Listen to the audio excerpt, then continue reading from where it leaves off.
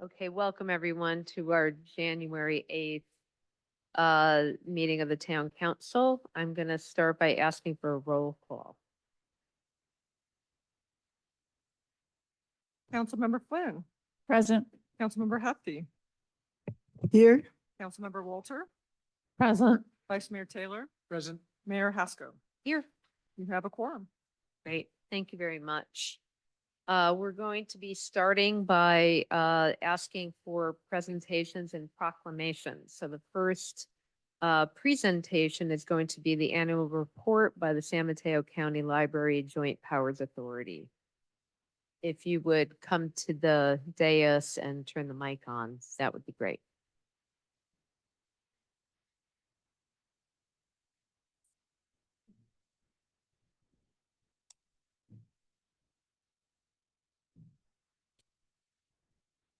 I'm gonna just do up the PowerPoint.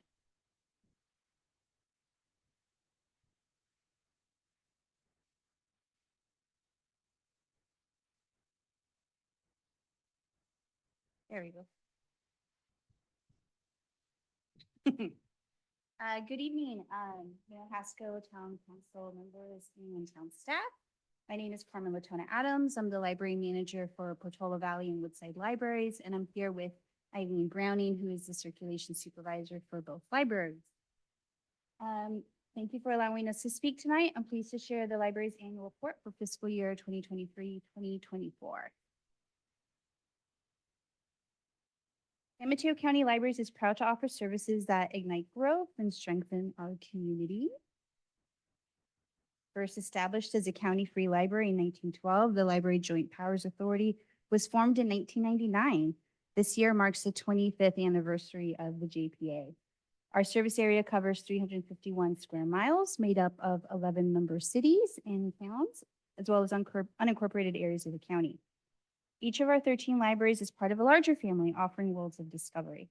Through innovative outreach and mobile services, enriching experiences are also delivered beyond the library facilities. A rich diversity of individuals that our services and collection embrace and support. Our talented staff and wonderful volunteers create a welcoming atmosphere that inspires community and includes all. You can see that our staff represents the diversity in our community. San Mateo County Library's programs and collection are highly used. These are some exciting statistics that you can see displayed here. 1.7 million library visitors, which is up 16%. 2.4 million items circulated, which is a slight increase of 4%. And over 10,300 events. That is 36% more programs and events than we offered last year. This year, our website visits increased by an impressive 51%, and Wi-Fi sessions were up by 14%. Our laptops and hotspots also continue to be heavily used and well appreciated items by our community, with both increasing by 40%. Hotspots are very popular as our patrons lose Wi-Fi connections during winter storms. At the local level, Portola Valley Library had over 100,000 library visitors and circulated over 80,000 items last fiscal year. The column to the right, far right, represents the 2024 increases. We also saw 25,000 digital downloads this past fiscal year. In addition to hosting many enticing programs on site, our library champions are always heading out to our communities to engage with people at outreach events, tripling in engagement numbers compared to the year before. Our program attendance at our libraries reached over 10,000.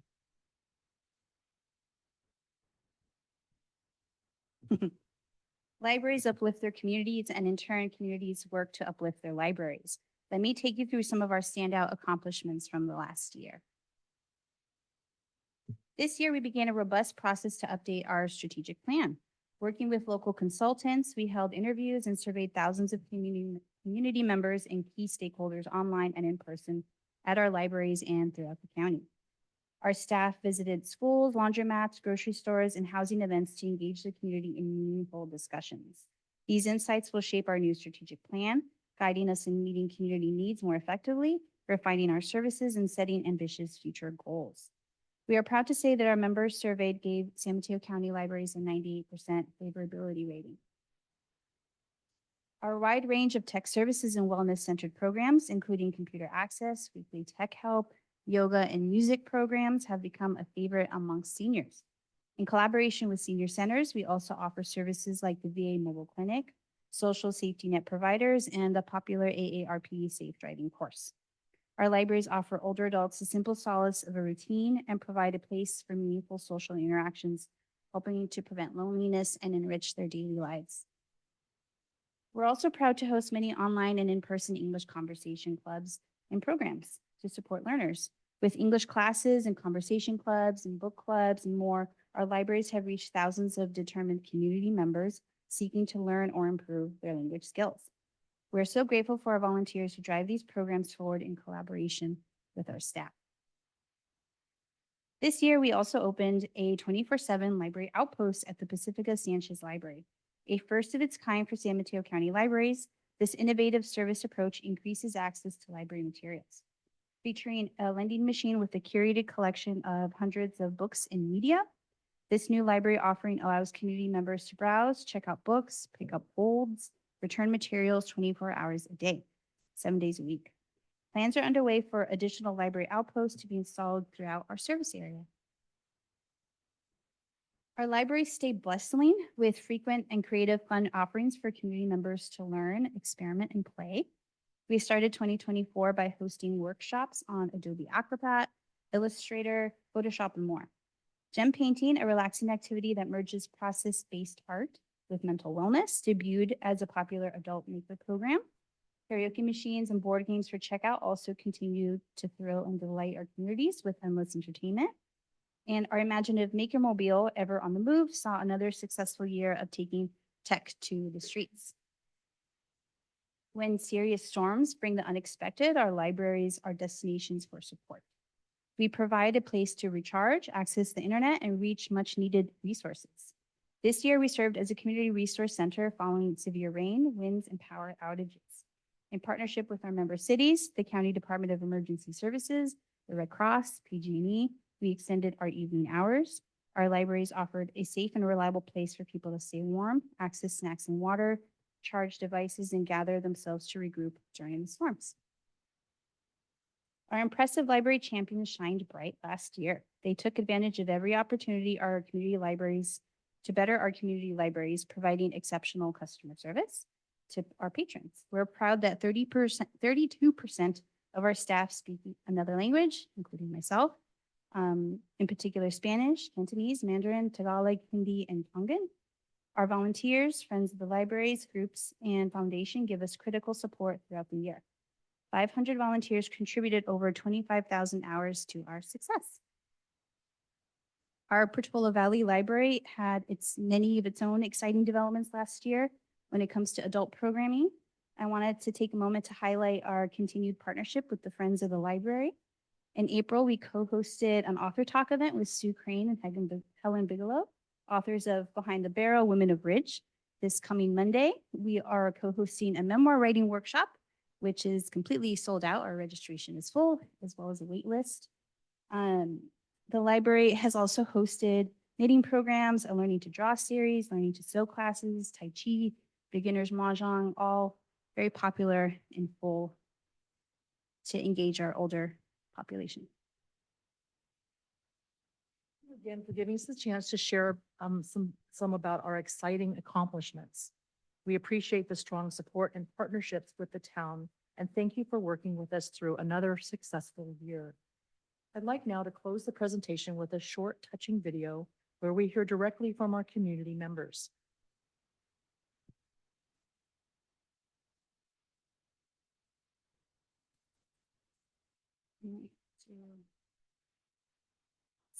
What was it? Oh, I have to turn it my volume.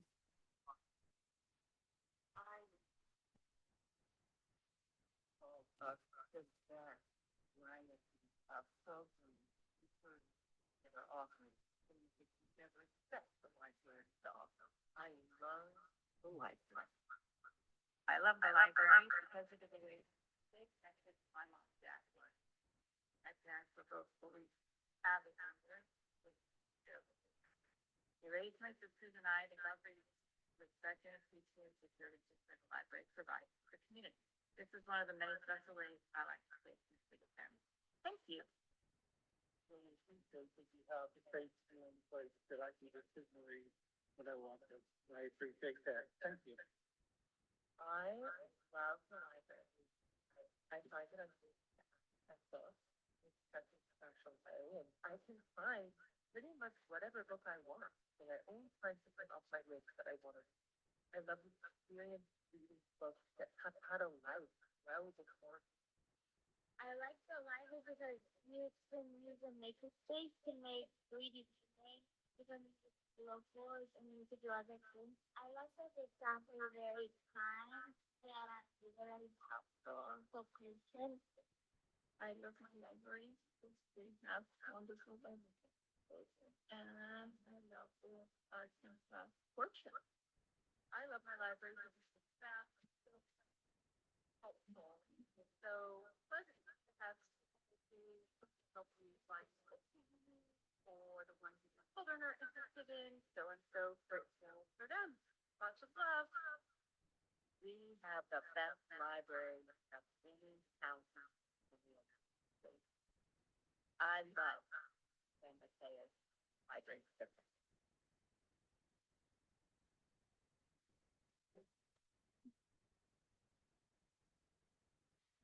Thank you to the town staff and for your part.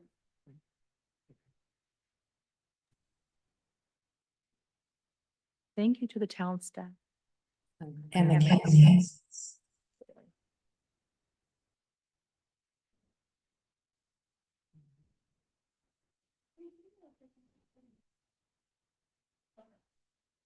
I'll try again. Okay. Thank you to the town staff and the council for your partnership with us and for championing the library, particularly former council member Sarah Wernikoff and interim town manager Corey Stalker Pedalino for your work with the library JPA governing board and operations committee last year. I'm looking forward to working with a new council member this year, as well as the future town manager of Portola Valley. I'd also like to thank the Friends of the Portola Valley Library for their steadfast support and advocacy, and the library staff for their dedication and passionate work. Carmen is happy to take your questions now. Thank you. Because those online probably didn't hear that, is there a way you could send us the presentation if people want to click through and hear it? Yeah, I'll send the PDF file as well as the YouTube link for the video. Thank you, because it looks like a wonderful video. It's very cute. I will open it up to questions or comments by the council. Anybody? Rebecca? Mhm. Mary? Thank you. Oh, that's one quick question. Yeah. I was curious, when you say digital downloads, Mhm. are these books that people are downloading or music? Like what constitutes a digital download? It's a mixture. It could be books, audiobooks, movies as well. We use Canopy as a way for people to stream documentaries and independent films. We also have Flipster, which is an e-magazine platform. So it's various different media. Okay, so it's across all of those. Mhm. Okay, great, Yeah. thank you. I love our library. Thank you for what you both do. I haven't been there in too long. But I'm curious, do we have bicycle loaning at our library here? I know that some of your sites do. We have 2 bikes right now that are on loan. We also have a little bit extra of library of things that we call it than other branches do, which is our mobile power supply and what are they called? I always forget. They're induction stoves. Those are 2 very, very popular items here for PV. And are the libraries getting used much? Or the libraries, are the bikes getting used much here? They do get used more in the summertime. We find that people will just be here at the park and they want to take a bike up and down the road And so they'll check it out for the day and then they'll return it. So they do get used very well. Great, thank you. Great. I just want to thank you for the presentation. I think all of us frankly take libraries for granted, and the amount of organization that you have, the amount of communication, the responsiveness that you have to changing needs in the community. I mean, it's really remarkable. And I do encourage anybody who's passing by our library to stop in. The hours are lengthy, and the attendees that come in to the events are really enjoying it. So thank you very much. It's great to see, and it's great to have the annual review. Appreciate it. Okay. Okay, next on the agenda is a proclamation. So I'll just read this out loud and then I'll sign it. So it's a proclamation honoring Martin Luther King Jr. Day. And we're trying to do this in advance. So it's a bit early, but not terribly early. So whereas in 1983, Dr. Martin Luther King Jr. became the first private citizen to be honored with a federal holiday, culminating years of advocacy from the Congressional Black Caucus, activists, and Coretta Scott King, the late minister's widow. Advocates for the holiday fought for a day of federal recognition, not just to celebrate Dr. King's memory, but also to preserve his legacy, one that calls upon all of us to exercise our moral authority, stand up against injustice, and protect our most sacred tenets of democracy. And whereas Dr. Martin Luther King Jr. Day was officially observed in all 50 states for the first time in the year 2000, in a time when basic voting rights are under attack across the country and people are being targeted in senseless and violent hate crimes, we continue to turn to Dr. King's teachings more than 50 years after his death, that we are ultimately measured not by where we stand in moments of comfort and convenience, but by the stands we take during times of challenge and controversy. And whereas Dr. King provided a framework for how each of us can shape the future, call out injustice, and work towards something better. Amid the many challenges we face today, his legacy and clarion call to us to live on in all those fighting for justice. This Dr. Martin Luther King Day Jr., let us gather strength from Dr. King's legacy and use our moral authority to push for a more equitable state, society, and world. Now, therefore, be it proclaimed that I, Judith Haskell, Mayor, Town of Portola Valley, do hereby proclaim January 15th, 2025 as Dr. Martin Luther King Jr. Day, dated this 8th day of January, 2025. Okay, so next, moving on to our agenda of the town manager report. Ori, I'll turn it over to you. Thank you, Mayor Haskell. Just a few quick updates and notes. I wanted to first welcome Councilmember Flynn and Councilmember Walter to their first full regular town council meeting. And welcome back. Oh.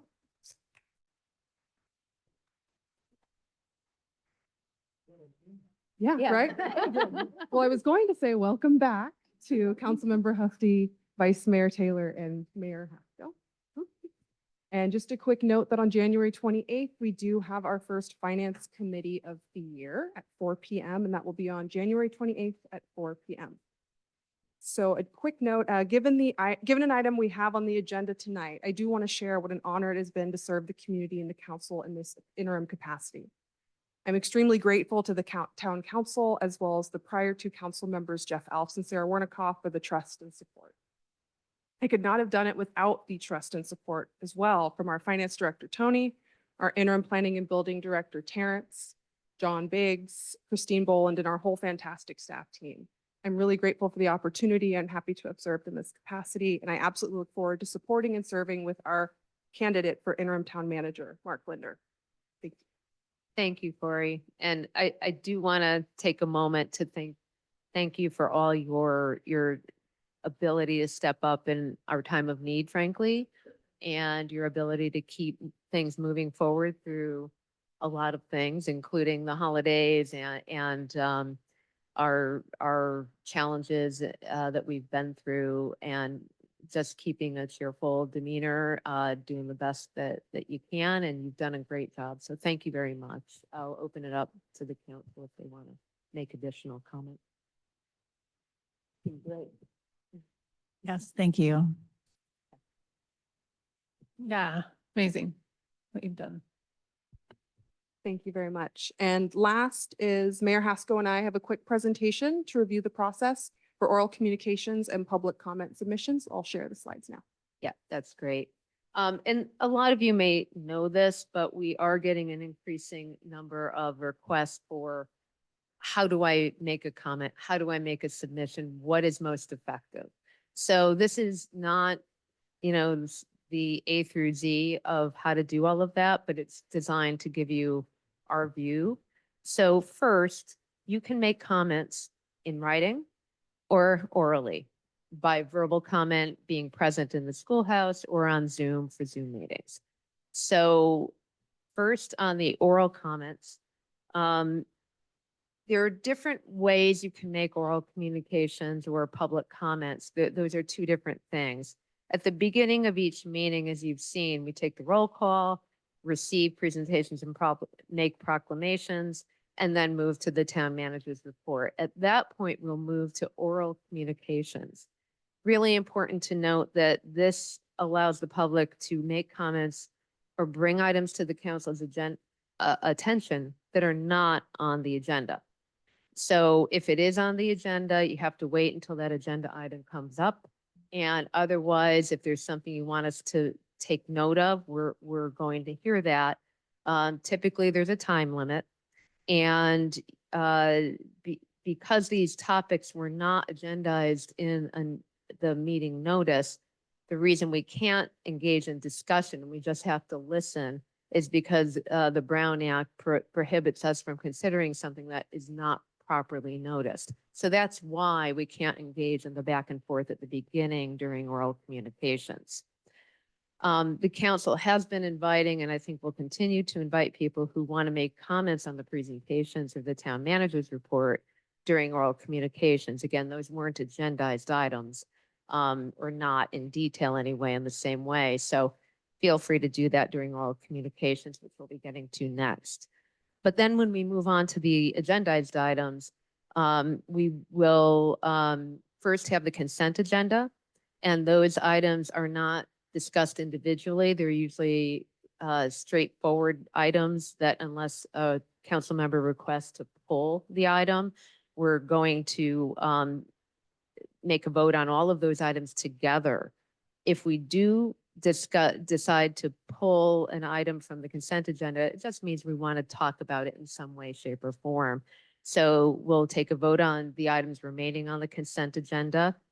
And we'll ask for public comment before that vote on the items that are subject to the consent agenda. So you have an opportunity to make a public comment on the consent agenda for the items considered together. Anything that gets pulled, you'll have a separate opportunity for that. But the idea is to get through the items listed in the consent agenda at the beginning of the meeting, whether they're voted on together or individually. Then we move to the regular published agenda. And in general, there'll be a staff presentation, the town council can ask questions, and then we'll take a moment for public comment. So if you're here and want to make an oral comment in the schoolhouse or on Zoom, you'll be given an opportunity, and it's usually subject to time limitation. For larger meetings, we might ask you to fill out a comment request sheet, but we're always going to ask if anyone is raising their hand if you have further comments. However, the ability to submit comments in writing is important because some people are concerned about a time limit and not everyone's great at limiting themselves. So we do encourage you to submit written comments, and those come in two forms as well. One is if you want your written comment to be included in the circulated packet online, you can do that, but it needs to be submitted by 1 p.m. on the a week before the town council meeting. That's not usually something that people are in a position to do, but if you know something's coming up, you can make that packet submission through the packet.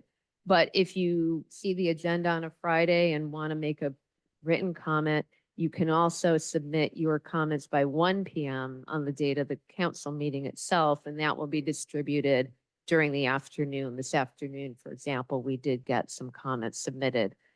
And for those of us who are not great at navigating the website, you go to government, you submit public comments on the left-hand side, and then there's a set of information you fill out and you attach your comments. So if you have questions, we'll get to how to work with the staff to navigate all that. But there are multiple ways you can submit comments orally or in writing. And I'm going to turn it over to Corey now to cover the implementation side of that on the staff side. Thank you, Mayor Haskell.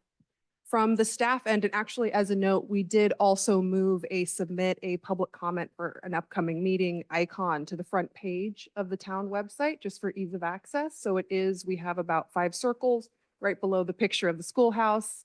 I believe it is the 4th circle on the right side. So you will be able to have an even faster way to submit the public comment online.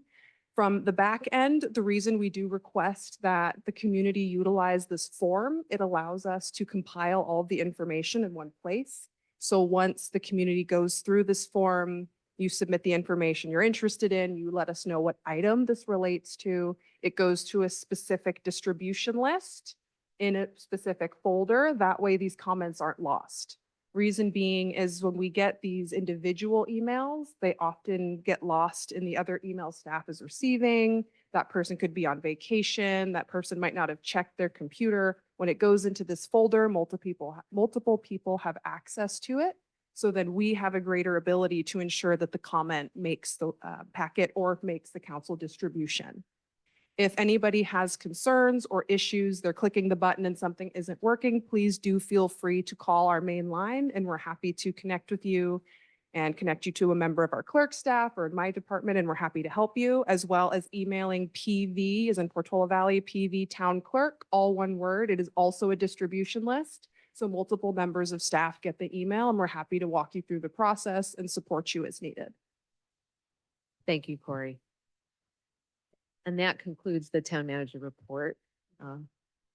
And yes, feel free. I thought in the past, we took public comment before the consent agenda on all items.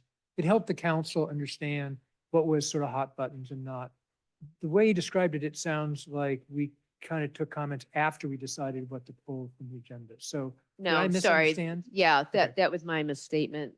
We do want public comment on the consent agenda before we turn it back to council and decide which items to pull. So my apologies for that, but we do want the public, we're about to go to oral communications now.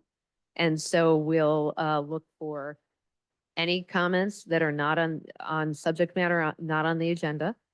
And also anything that came up in the presentation or the town manager comments. And then we'll separately look for comments on the consent agenda after we have the oral communications. All right, so moving on to oral communications. Any members of the public in the schoolhouse or online looking to make a comment on something not on the agenda or in the town manager report? Okay, yes, if you could come up to one of the mics, either one. Yeah, I've got the card here.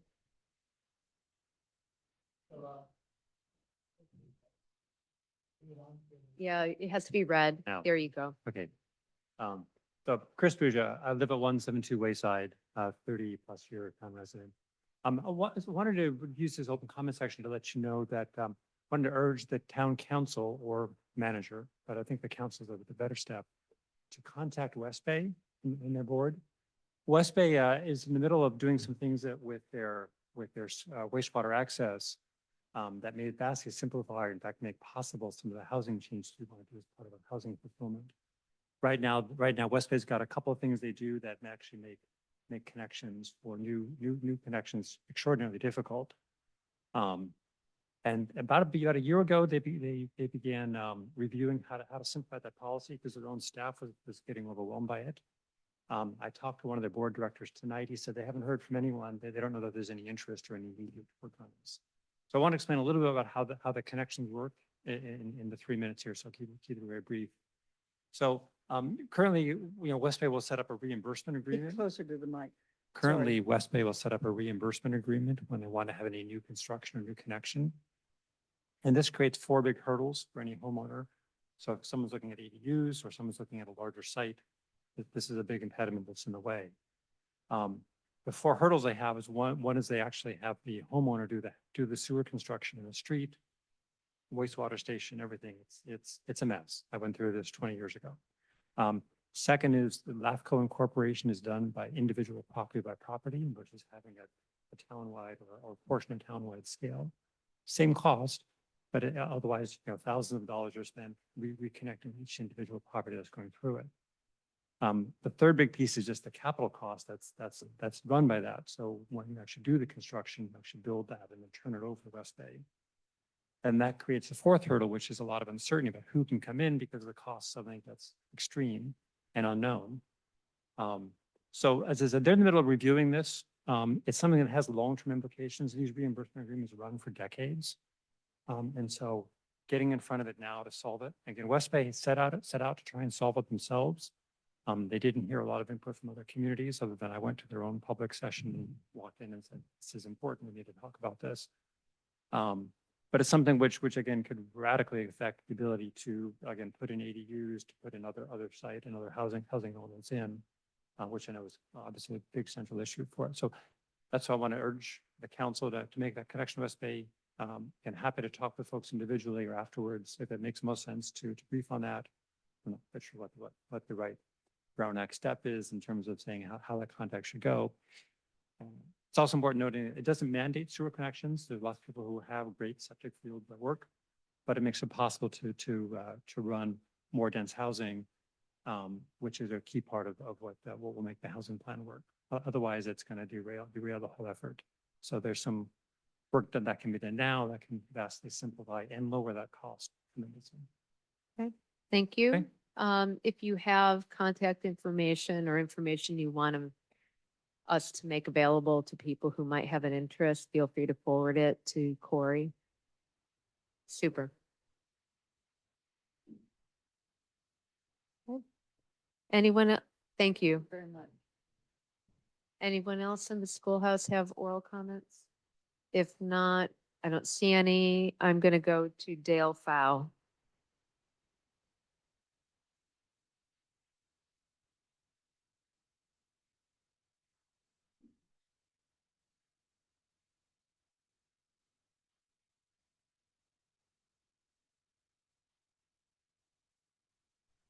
Great. Can you hear me now?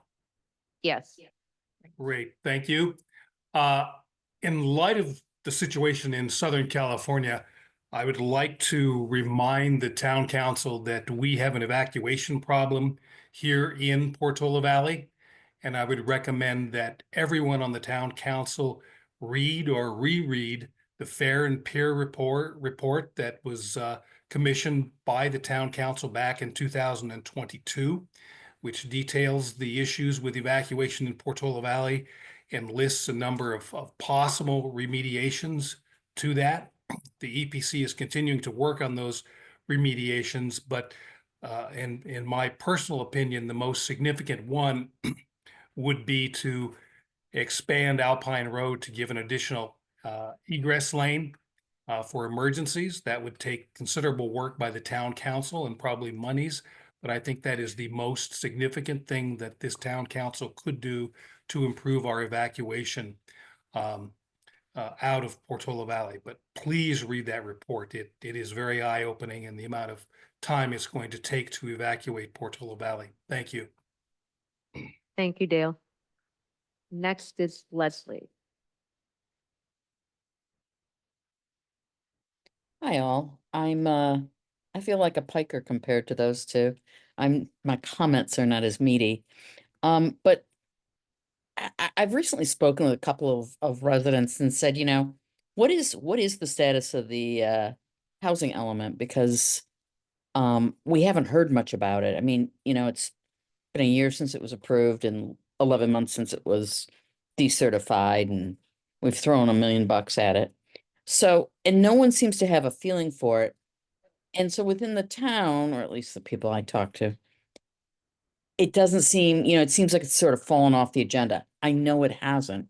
And I think people are just forgetting. So I'd like to encourage the town council in one of the Portola Valley updates to update everyone on where we're at with the housing element and what the holdup is. Do we have an understanding in writing from HCD? Is there, a way to address their issue? Is it worth inviting the representative from HCD to come down and take a look at our problems, particularly in light of the fire situation in LA? But anyways, I just want to really encourage the town council to offer an interim update, just because it seems to have drifted, and people, if you just ask the average person on the street, what's the status of that? People just go, I don't know. So anyways, that's my comment. Maybe a newsletter to the town with an Okay, update. thank you. Thank you, Leslie. There has been some discussion, but don't want to recap that now. We'll take your point under advisement. The next one is a phone number 7562.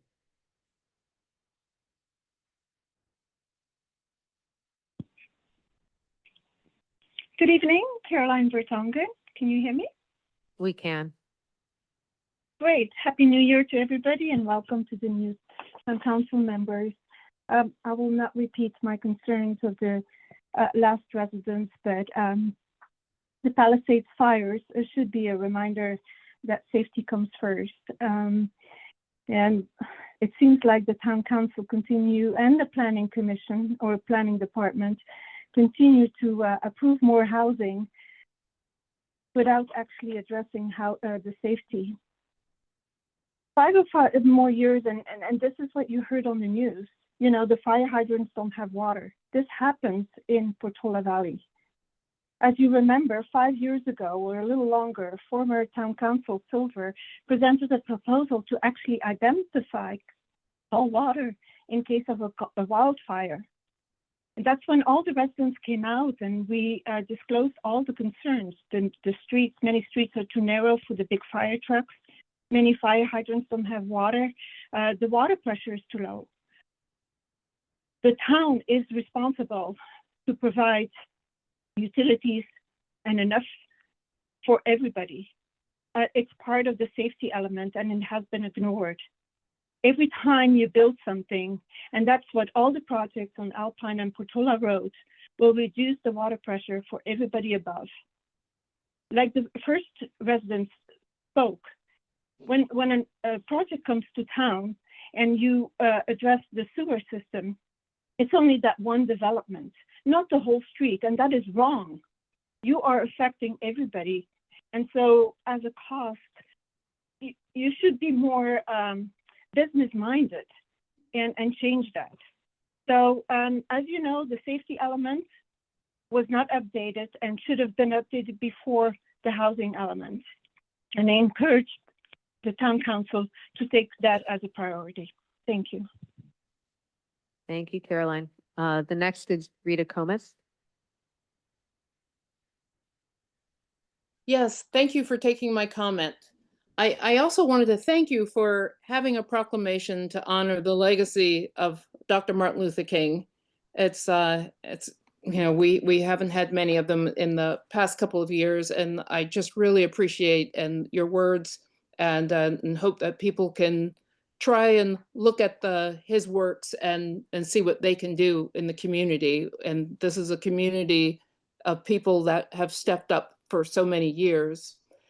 This past weekend, I was in Kansas City, Missouri, and you may have heard that there was a little bit of a blizzard ice storm, shut everything down. The city was ill prepared for what happened. And some of my fellow fencers that lived in LA came home to not coming home. They couldn't reach their homes because their homes were being burnt. And one friend stood out until 2 a.m.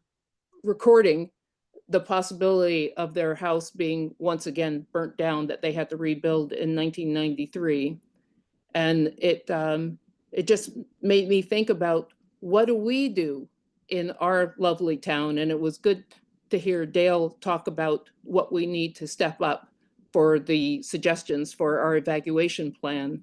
But we need to do it while we're, our ground is a little moist, and we can put together a real plan, not after the fact. So thank you for listening. And it is a sense of urgency. This is not usually the time we worry about fire danger, but this is the time we need to worry about it. And I'm very interested in any updates on the housing element, as what previous caller asked for. Thank you for all that you do and volunteering for our lovely town. Thank you, Rita. Next, we have Nan Shostak.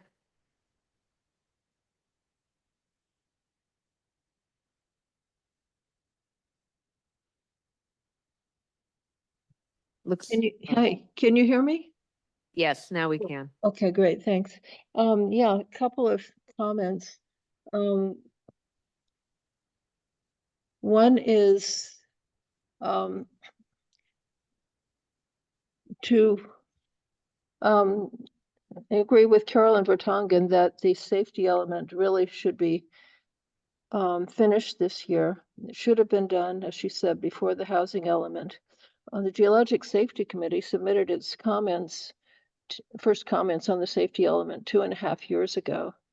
And we are very much looking forward to participating in the finalizing of the safety element so that we all have a really good understanding of the issues the town is facing and what we can do about them. The second comment also has to do with safety. Dale mentioned the issues with evacuation. Yes, they're severe. And I always think in terms of earthquake or earthquake plus fire. In that case, we are very likely to have only Alpine Road as an evacuation road. Portola Road will, if there's a large earthquake on the San Andreas Fault, Portola Road will be either completely unavailable or will be moving so slowly that it's going to be a bottleneck for evacuation. I urge the council and the town management, I'm not sure which level is appropriate, to engage with the county, which is now planning to, I put this in quotation marks, improve traffic on Alpine Road from the Portola Valley boundary through the 280 intersection. And we're looking at stoplights or traffic circles or some combination. But if we're trying to improve Alpine Road as an evacuation road, we really need to coordinate with the county to make sure that traffic in an evacuation flows smoothly, not just to the town line, but through Ladera and past the 280 intersection. So I hope something can be done there. Thanks very much. Thank you, Nan. Okay, I see no other. Oh, Christy C. You're next. Thank you. I just wanted to say that I was disappointed not to have a quorum for the Bike Pedestrian Traffic Safety Committee this morning. There is so much to talk about regarding safety and traffic. So I would like to see the next meeting earlier rather than later, when you can get a quorum rather than waiting a month. Can we get it within a couple weeks? I think this is real important. And I have a question. My second question is, how do we get new ideas on the agenda from the public? So I went to one other meeting at another city, and at the end of their town council meeting, they did a call for agenda items for the next meeting, according to what each council member felt was important. And we would like to hear that at the end of the meeting. Sometimes we don't know. how to get involved with agenda items getting on the agenda. And what is your new process for that was my question. Thank you. Okay, thank you, Christy. I see, Nan, your hand is up, but I suspect that is because you didn't take it down. There you go. All right, now it's back up, but you've had your moment, so I'm gonna assume that's not new, and we're going to then close the public comment, the oral comments, and move on to the consent agenda. So as we discussed, we're happy to take public comments on the consent agenda as a whole before the council deliberates on whether to take it at all or pull any particular items. So are there any comments in the schoolhouse? Okay, just come up to one of the two microphones and turn the button on, please.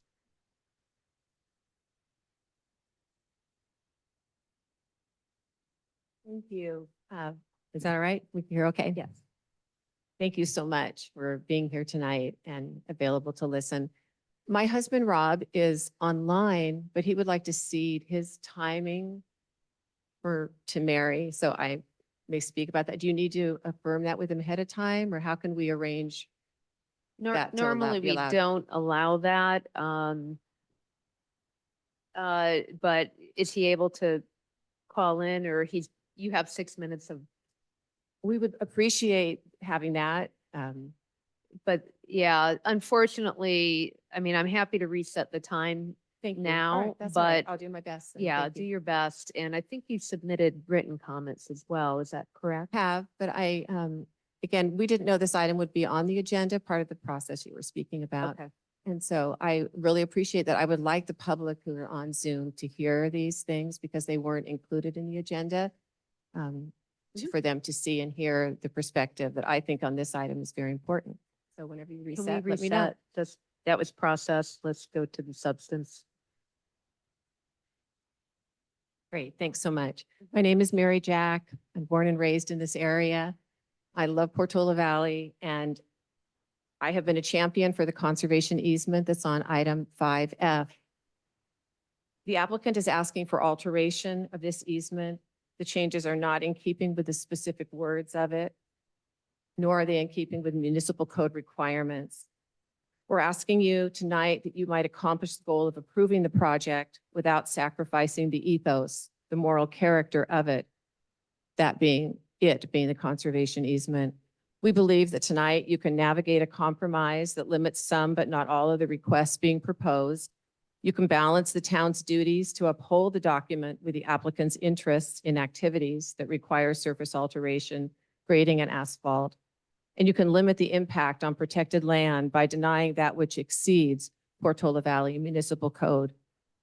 The applicant purchased the property with the easement, agreeing to live with and continue the legacy of its core values and its specific requirements.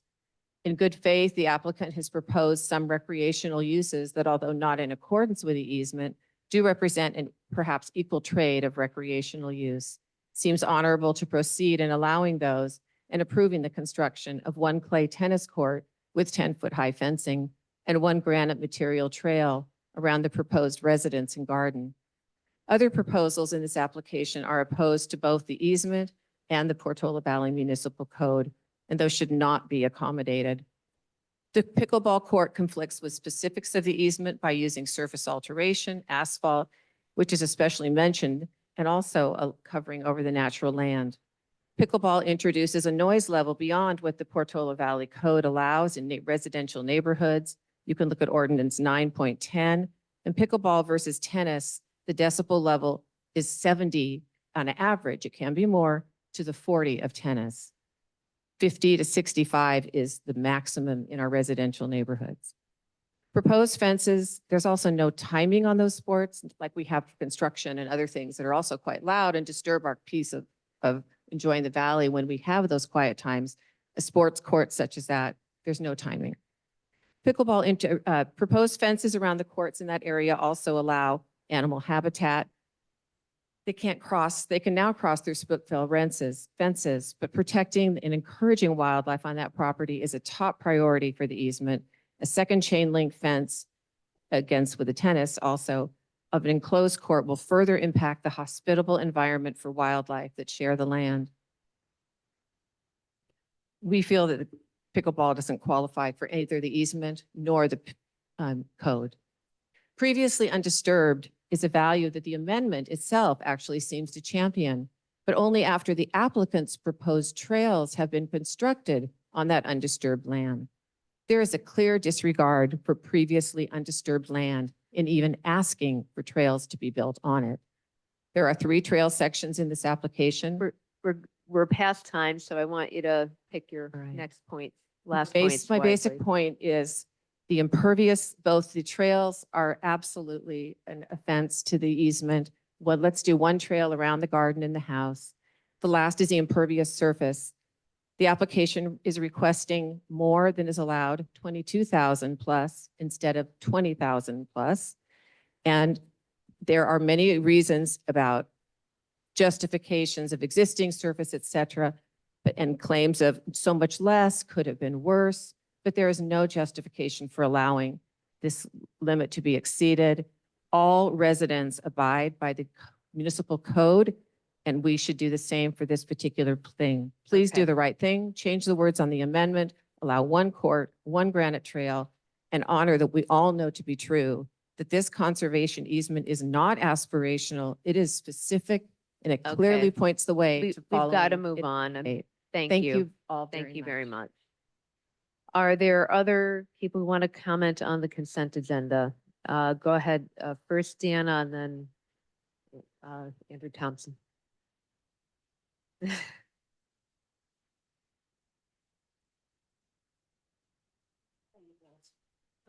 Dana Breen, 4680 Alpine. I'm also surprised that this is on the consent agenda. It just doesn't feel like it belongs there. ASCC saw this project. We liked the project. We thought it was great, but we didn't have the information, which was necessary because of the easement. So we were making decisions without that information. And I feel very strongly, living next to 3 doors down a pickleball court, that actually I think the town, if we're going to be looking at pickleball courts, we need to have an acoustic, we need to study them and what's involved. I love the sound, but the neighbor who's directly next to the pickleball court on Alpine, on Willowbrook, it really troubles her.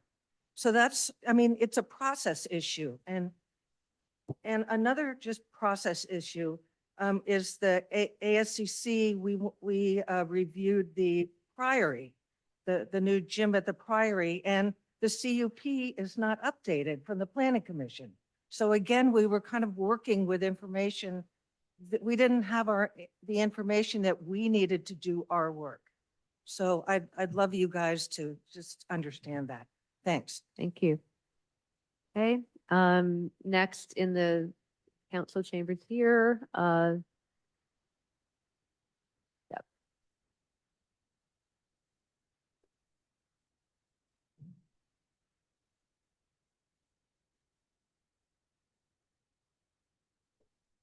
Good evening.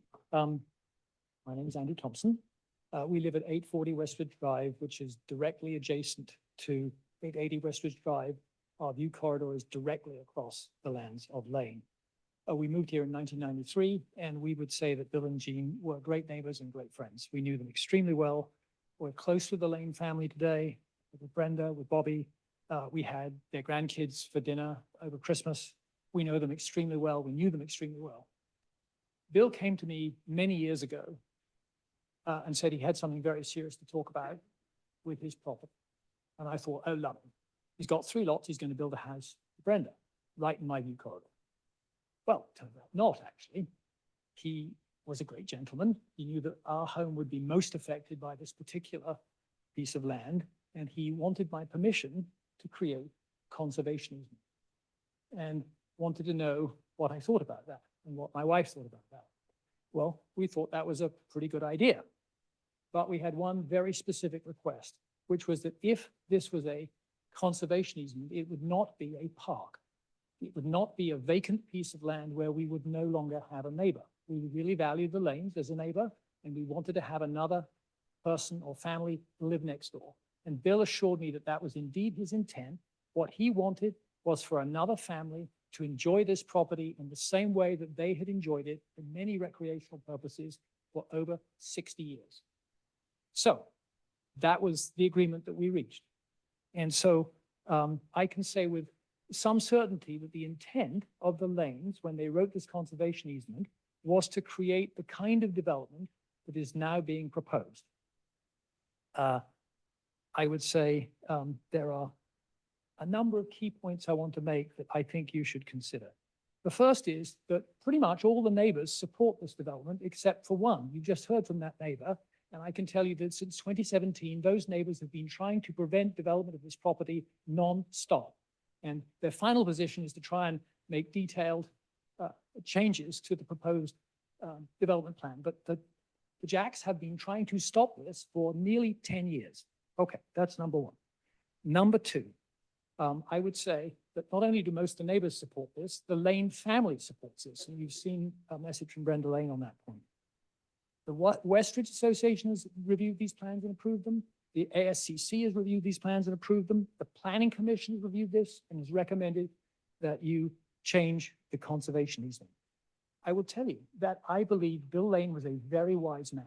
He knew that lawyers, including the mayor, were very clever, but that sometimes when they write documents, there can be language that may end up with inconsistency or confusion. And specifically, he put into this conservation easement the ability for the town council, subject to the approval of these various committees, to amend the conservation easement so that there would be no ambiguity. That's what you're being asked to do tonight. And I believe Bill was very smart, very clever. He really understood what this would take.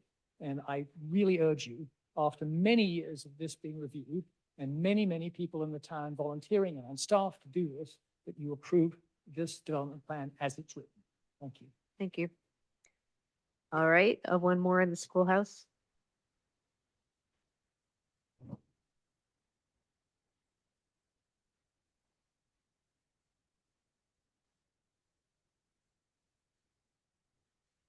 Good evening, everyone. I'm George Savage, and I live at 1180 Westridge. But I'm speaking to you tonight as co-chair of the Westridge Architectural Supervising Committee. As Andy just mentioned, WASC has supported the proposed development at 880 Westridge Drive, and we met about this last night and want to encourage you to vote in favor of the conservation easement amendments. Our view is that the intent of the CE is to preserve undisturbed land while allowing new families, as Andy mentioned, to enjoy the property as the Lanes did. We think the proposed plan achieves this intent. We think that this is reflected in our approval, ASCC approval, town staff support. We don't think this is the appropriate venue to renegotiate the development plan in detail. This is an up or down vote on the conservation easement amendments from our perspective.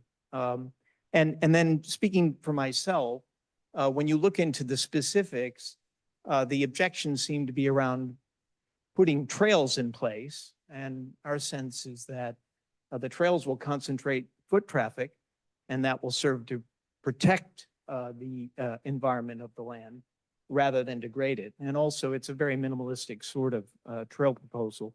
And then in terms of sport courts, trading one recreational use, that is a barn and a riding ring for sports entertainment, is sort of a different recreational use. We were quite impressed with Constantine's ability to compromise and negotiate through a very lengthy process. We have a net decrease in impervious surface. There's no vineyard being constructed and the associated outbuildings and labor that would require, which is explicitly allowed in the conservation easement. So in the form of trade-offs, we think this is quite valuable. And indeed, speaking personally, I'm concerned that if we continue obstruction, the conclusion will be reached that this property is effectively undevelopable. And, everyone will abandon trying to do anything with it, which is not at all the intent. This is not supposed to be a public park. It's supposed to be a conservation easement. Thank you very much. Thank you. All right, I don't see any other hands. We only can do one. 15, please make it very It is quick. very important for everyone listening to understand that the Jacks, as we are determined, are fully supportive of development of this property. The house is fantastic. His ideas for recreation can certainly be done, but they have to be limited to something that works within the conservation easement and the town guidelines. There are 20,000 impervious surface is clear. Please stick to the rules and not the Okay. emotional. Okay, I understand. Thank you. All right, there's no other hands in the schoolhouse. At this point, we're going to go to online number 7562.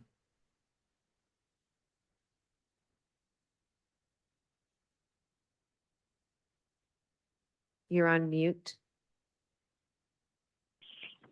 Good evening, this is Caroline Vertonghen again.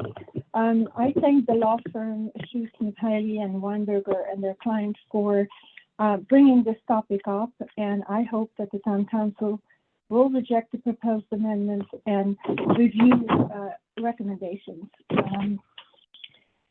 Pickleball, that's a very noisy sport, and I hope you will consider the impact on the neighbors, especially the closest neighbors. I also have a question on the warrant list, and I bring it up all the time. I was kind of surprised. You promised us transparency and accountability, and now the warrant list is just one page. We don't even see what the services are for. As a member of CBTS, I bring it up all the time.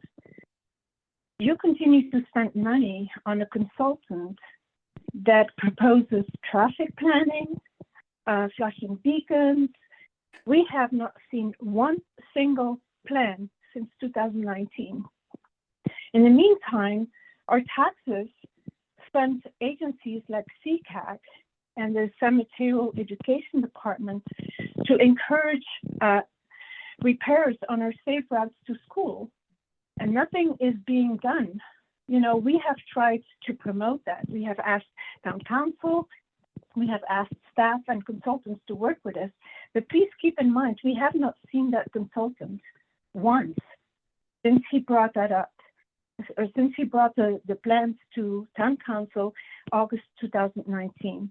And so we have other traffic consultants who have brought up more accurate and more updated plans. So why are we paying twice the price, especially for something that is invaluable?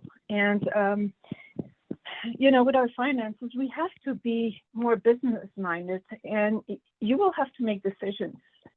So please do it. And yes, ask the finance director to give us more information about how our taxes are being spent. Thank you. Thank you. The next is Tamara Galanter.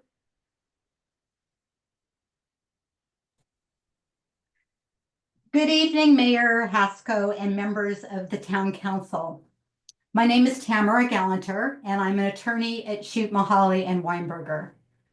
Well, I'm here tonight on behalf of the Jacks. I'm also here as a conservation attorney who has spent her career protecting and conserving land.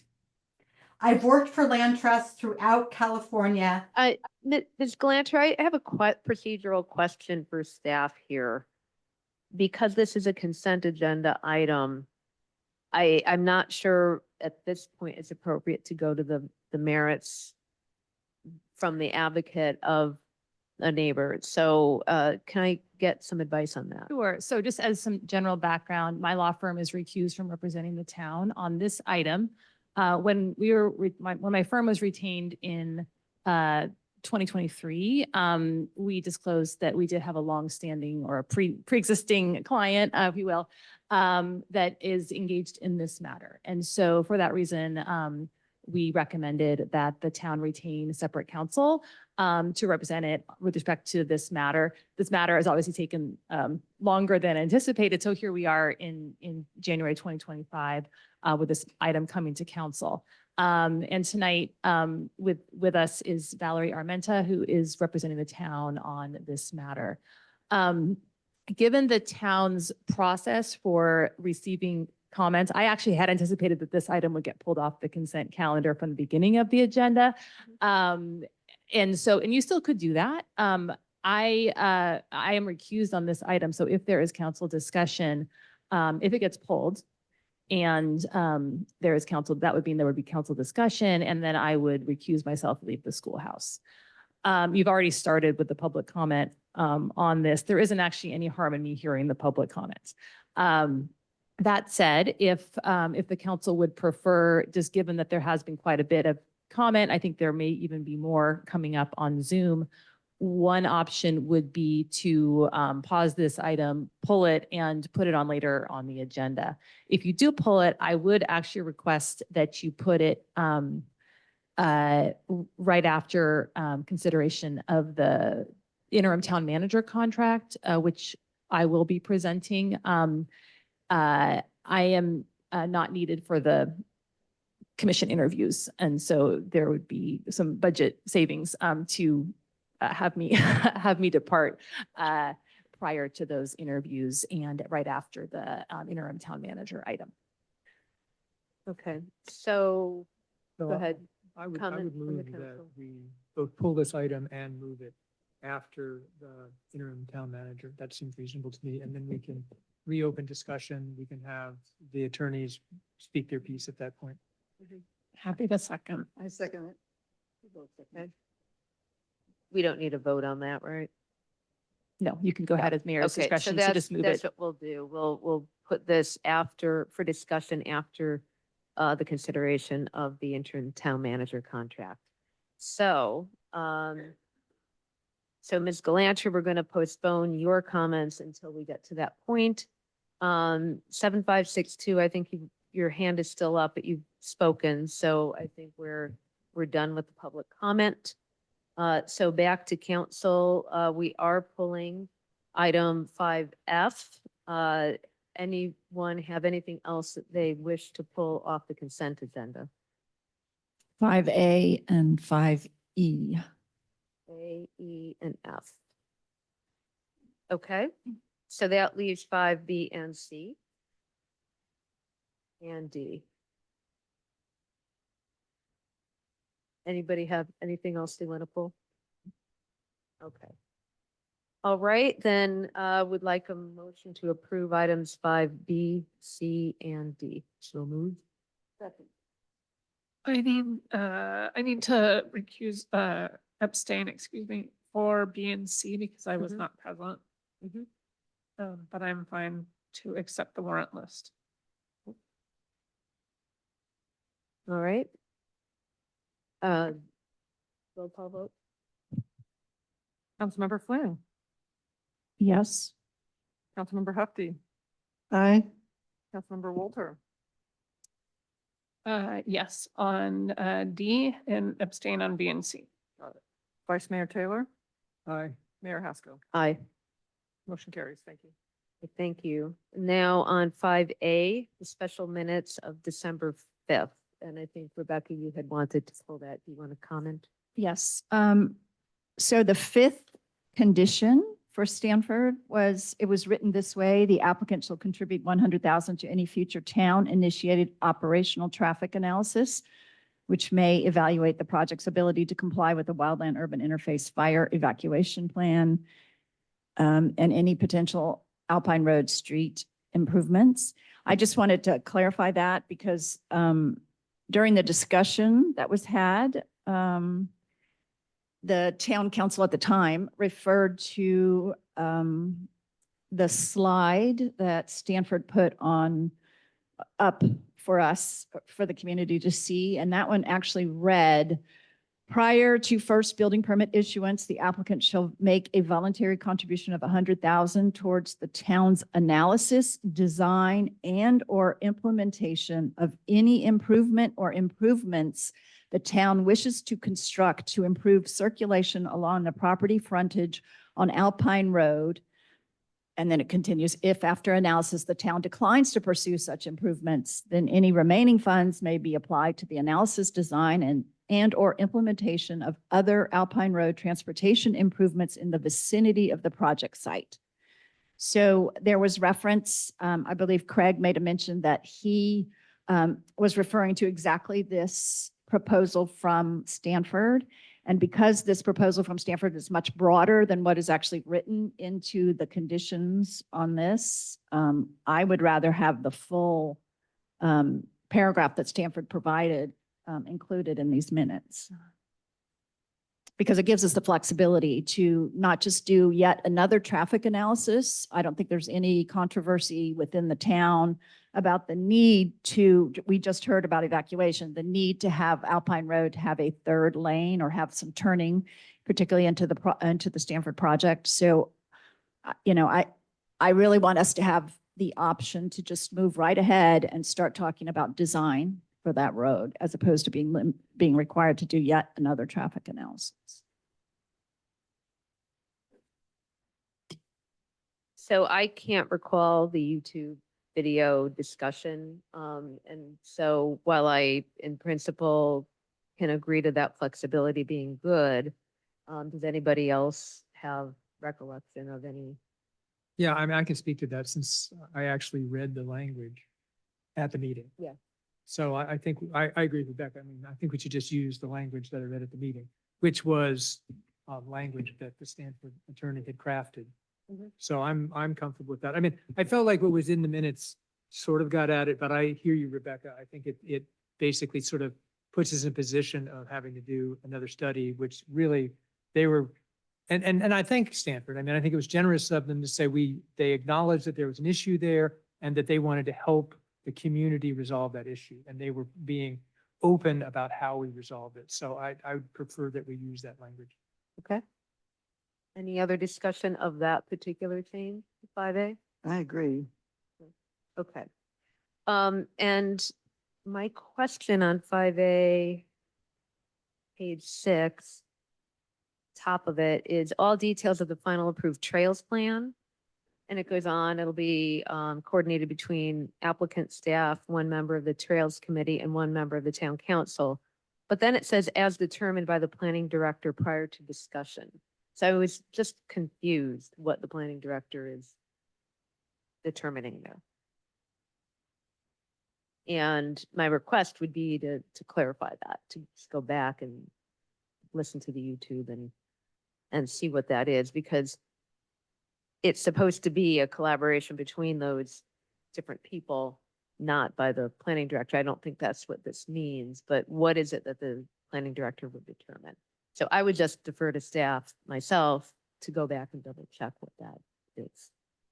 Yeah, and I thought that our goal was just to have the planning director basically get a member of the AOCC and a member of the council and create that Making it happen. and make it happen. Yeah, Yeah. so it wasn't that they were going to Yeah, so design maybe the it's, trail. So that's the way I understood it, is they're responsible for getting that group together. so it's coordinated by the town, the planning director seems more sensible. Okay, Understood. Thank you. okay. All right, then we should have a motion on the adopting 5A with the stated amendments. So moved.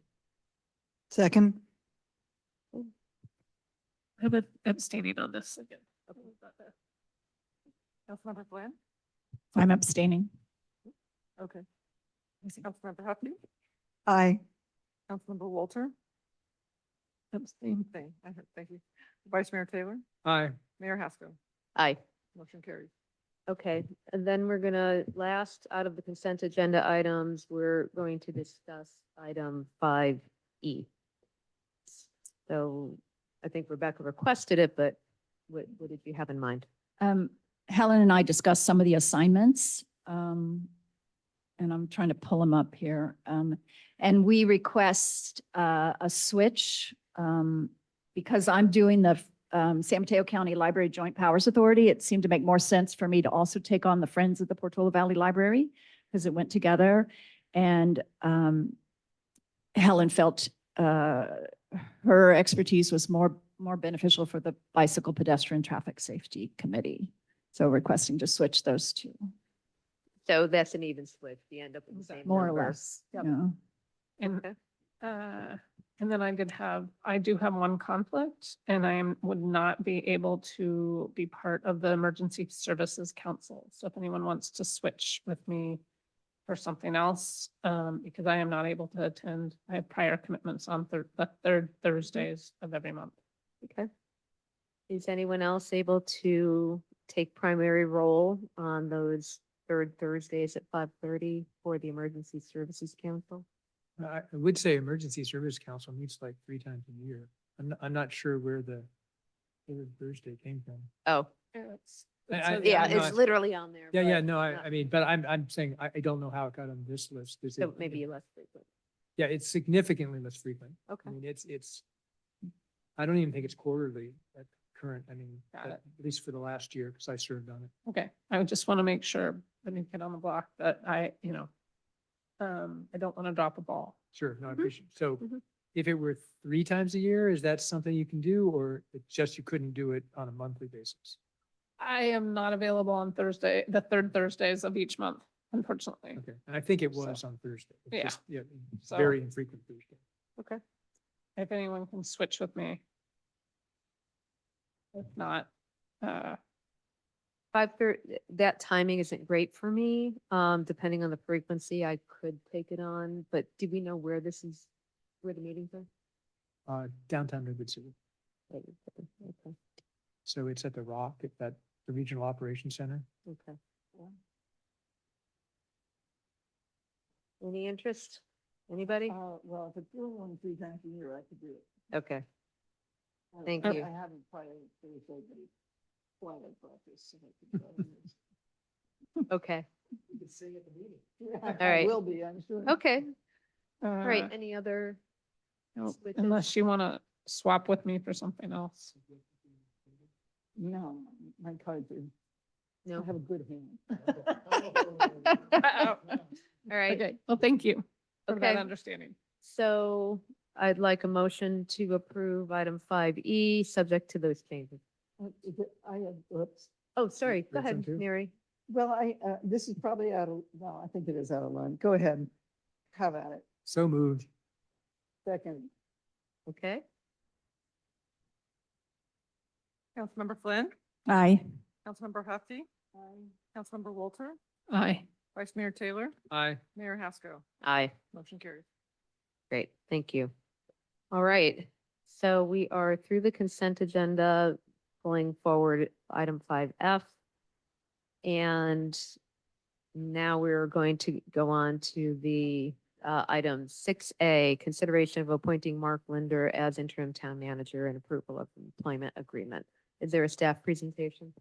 Yes, there is. Thank you, Mayor, Council, and Community. I will be presenting this item. There's no PowerPoint presentation, so I'll just Okay. highlight a few points. So this item is appointment of Mark Linder as the interim town manager and approval of the employment agreement. And I wanted to note that Mr. Linder is here with us tonight in the audience. So as a background, as Corey mentioned earlier, Corey Stalker Petalino has graciously served as the town's interim town manager for the last several months, with the understanding that she would serve roughly to the end of 2024 or until the time that the town hires a new interim town manager. And so with that, the council appointed a subcommittee and worked with a recruiting firm of Baker Tilly to do the recruitment, and met in closed session to conduct interviews of candidates. The council identified Mark Linder as the preferred candidate and negotiated and directed myself and Baker Tilly to negotiate the contract that is attached to the staff report. And I'll note just a few highlights in the contract. It's essentially based on the same interim town manager contract that the town had with Corey, and has the other key features are that it includes a base salary, and I'll actually state that amount on the record, which is $255,818 per year, and does not provide any benefits. That is due to the fact that Mr. Linder is a retired annuitant, and under CalPERS rules, the town cannot provide benefits. So what that means is it ultimately results in a budget savings because the town will be spending less on Mr. Linder than is currently budgeted for the town manager position. If approved, Mr. Linder would start on Monday, January 13th. And the contract would extend to December 12th of 2025, or until the town hires another, basically an ongoing permanent town manager, whichever occurs first. I also wanted to note another key feature of this, which is that Mr. Linder, because he is a retired annuitant, may only work no more than 960 hours per fiscal year. And the fiscal year does turn over on July 1st. And so he and the town will be keeping close track of hours to make sure he does not exceed that amount unless he get in trouble with CalPERS. But that clock does restart on July 1st. So if it does take a little bit more time to do the recruitment for the permanent ongoing town manager, the contract does provide that flexibility. Mr. Linder's resume, I guess, does speak for himself, but I will just note a few highlights. His resume is attached to the staff report. He has served as the city manager of the city of Campbell, as deputy city manager of San Jose, and more recently as interim city manager of the city of Sonoma and interim town manager of the town of Windsor. Let's see, and he's, as I mentioned, he's in the audience tonight. And I guess one last thing I'll just mention before concluding my report is that the council, of course, appointed a subcommittee to do the interim town manager recruitment, and now does need to appoint a new subcommittee as part of the ongoing town manager recruitment. And so it's my understanding staff intends to bring forward an item at your next council meeting so that the council can make that decision and appoint that subcommittee at its next council meeting. And that concludes my presentation. Great, thank you. Are there questions that the council has regarding the presentation? Yes, feel free. I just have, I mean, I know the answer, this is a rhetorical question, but I'll let the attorney answer it. How did we set the salary for the interim town manager? Yes, thank you for asking that question. So under CalPERS rules, it needs to be no less or no more than the salary for the existing position. And the existing position is essentially what the town paid Sharif Etman as part of his contract. So the town salary schedule bases its basically salary per contract. So there really was no flexibility in terms of the base salary for this position. But as I mentioned, the town will not be paying benefits, so it is a significant savings. Thanks. And I would comment that we were looking forward to Mark being here. So that wasn't a slight on Mark. It was just, I wanted to make sure that the public understood that CalPERS is a very complicated set of rules. Thank you. Right. Any other questions? I just had one. Have we already posted publicly the need for the permanent town manager? I believe actually, Corey, why don't you answer that question? Thank you. Sure, happy to answer that. We do currently have a request for proposals out to a large number of different executive search firms to be able to conduct that search for us. Right. So the role of the subcommittee to be appointed at the next meeting would be to select the recruiting firm to use in this process. Yes, to recommend that firm to the town council for approval. Okay, thank you. Any other questions? If not, we'll take public comment on item 6A. Anyone in the schoolhouse? I'm not seeing anyone. And I am not seeing anyone online. So bringing it back for discussion by the council. Any discussion to be had? Can I make a comment? Yes? I would say we're very excited about this. And we are hoping for a very productive 6 months at least, or maybe even a year. And we have lots of problems to solve, and we have somebody on staff who can do it. So I'm all for it. Rebecca? I certainly second that. I look forward to working with you. Just echoing what the others have said. Thank you for coming on board. I'm looking forward to working with you. And the only other thing I'd add is maybe just put your hand up just for a minute, because we know who you are, but not everybody in the Yeah. room necessarily. So this is Mark, everybody. So we look forward to seeing you on Monday, We've got a lot to learn from you, bright and early. gotta say. Thank you very much for stepping up. We're very much looking forward to learning more about you and helping you learn more about the town and meet people and just get started. So bright and early Monday, we'll be there. Yeah, we'll all be there. All right. Can we have a motion? So moved. Seconded. Councilmember Flynn, Aye. Councilmember Hefty. Aye. Councilmember Walter, Aye. Vice Mayor Taylor, An enthusiastic aye. Mayor Haskell. Aye. Motion carries. Yay. Give it a round of applause.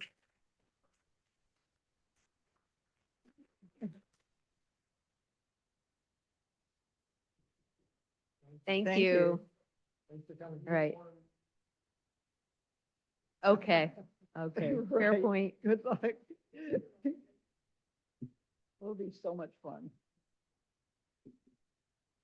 Thank you. Thank you. All right. So you're gonna leave, right? I am going to leave. Thank you. Have a Okay. good rest of your meeting. Okay. Thank you very much. All right. Well, we have an attorney. Oh, yes, we have a, thank you. Yes. Does she move up here? Okay, yeah, if you could use the mic however and whichever you want. And I guess Terrence is gonna help out if needed. Okay, so we'll wait a few minutes. I don't know if we want to, I mean, I hate to push this. Just give her a minute.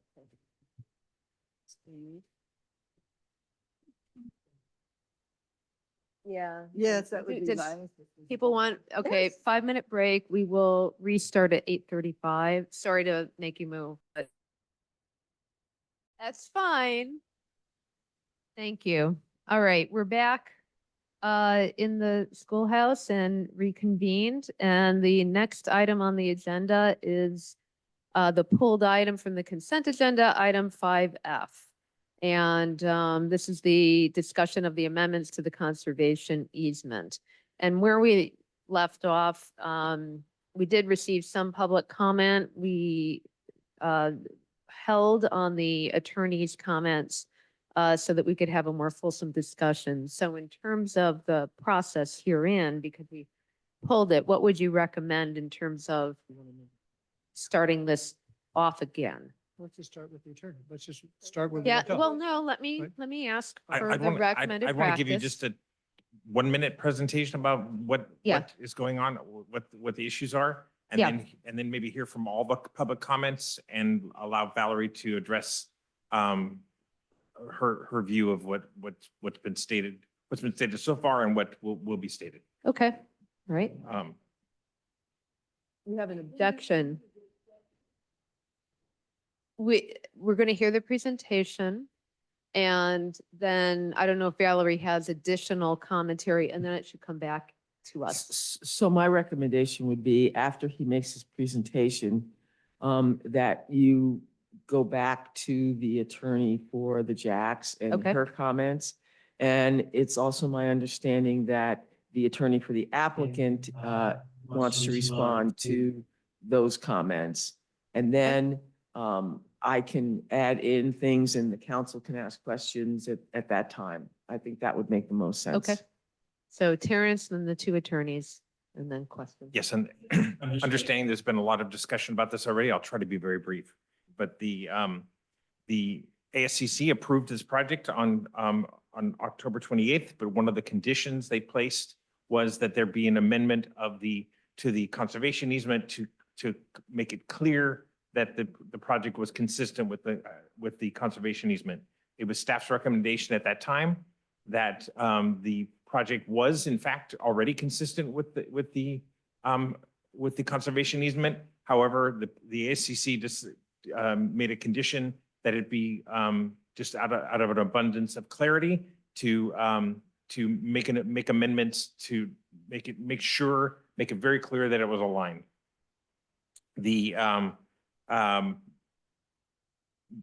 key issues that need to be changed in the conservation easement have to do with trails, and also the recreational courts. And there were no changes, there were no objections or problems in the project with the amount of impervious surface that your code requires, but there were some questions about that in the in how the conservation easement dealt with those issues. So with that, I'd be happy to answer questions about that if there are any. Otherwise, as Valerie indicated, recommend you hear from the applicant's attorney who already, the neighbor's attorney who'd already started speaking, and then further public comment and then council questions. But if there's clarifying questions now, I'm happy to answer them. Are there any questions for Terrence by the council? Okay. Did you clarify the issue of impervious surface in the horse ring? The horse ring is considered to be disturbed area, but it's not impervious. Thank you. Ellen? And it wasn't clear to me where all the trails go. Right? I didn't see that in the packet. Maybe I missed it. Sure. Do you have that? They're anticipating that the interim town manager is going to bring up a slide that shows the trails and the sports cards. So the trail, the yellow loops around the buildings, the green loops around the sports courts, and the blue is what we call the spur trail. And I'm sorry, what exists right now and what is proposed? Well, they're all new trails. Okay. Other questions? Craig? Yeah. So I found this process confusing, and one of the questions I have is it appropriate for the ASCC to be conditioning something that then the council has to deal with? I mean, I feel sort of boxed in here, to be honest. And so I'm trying to understand how we got to this place. Well, the ASCC placed a condition on the project that the conservation easement be amended. The amendment of the conservation easement requires planning commission and town council approval. So that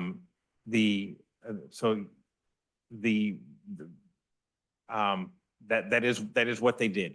Right, but That wasn't staff's recommendation to them. no, I understand. I think the question I'm trying to ask, and maybe I'm asking, but I mean, is it appropriate for ASCC to be putting a condition to amend the conservation easement? That seems like that's our purview, not theirs.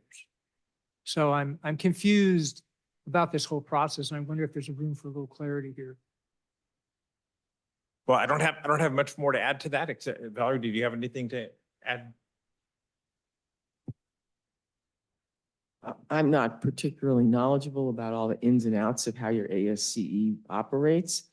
So it's a little bit difficult for me to answer that question. I think certainly you could take their comment or their condition as a recommendation and not necessarily something that the council is bound by if you feel that the ASCE has exceeded its authority. Okay, and just hypothetically, if we were to basically just not do an amendment, would we invalidate their findings or their findings could still go forward? I don't think you invalidate their findings. I think they were looking at a way to basically approve the project or give their affirmative support to the project, but they felt that there was something that could be tweaked a little bit better or made a little bit more clear. Okay, thank you. Could I make a comment? No questions. Questions? Questions. If you can make it a question, you can. Okay. Yeah, just put a question mark. If I there's- have another question. Okay.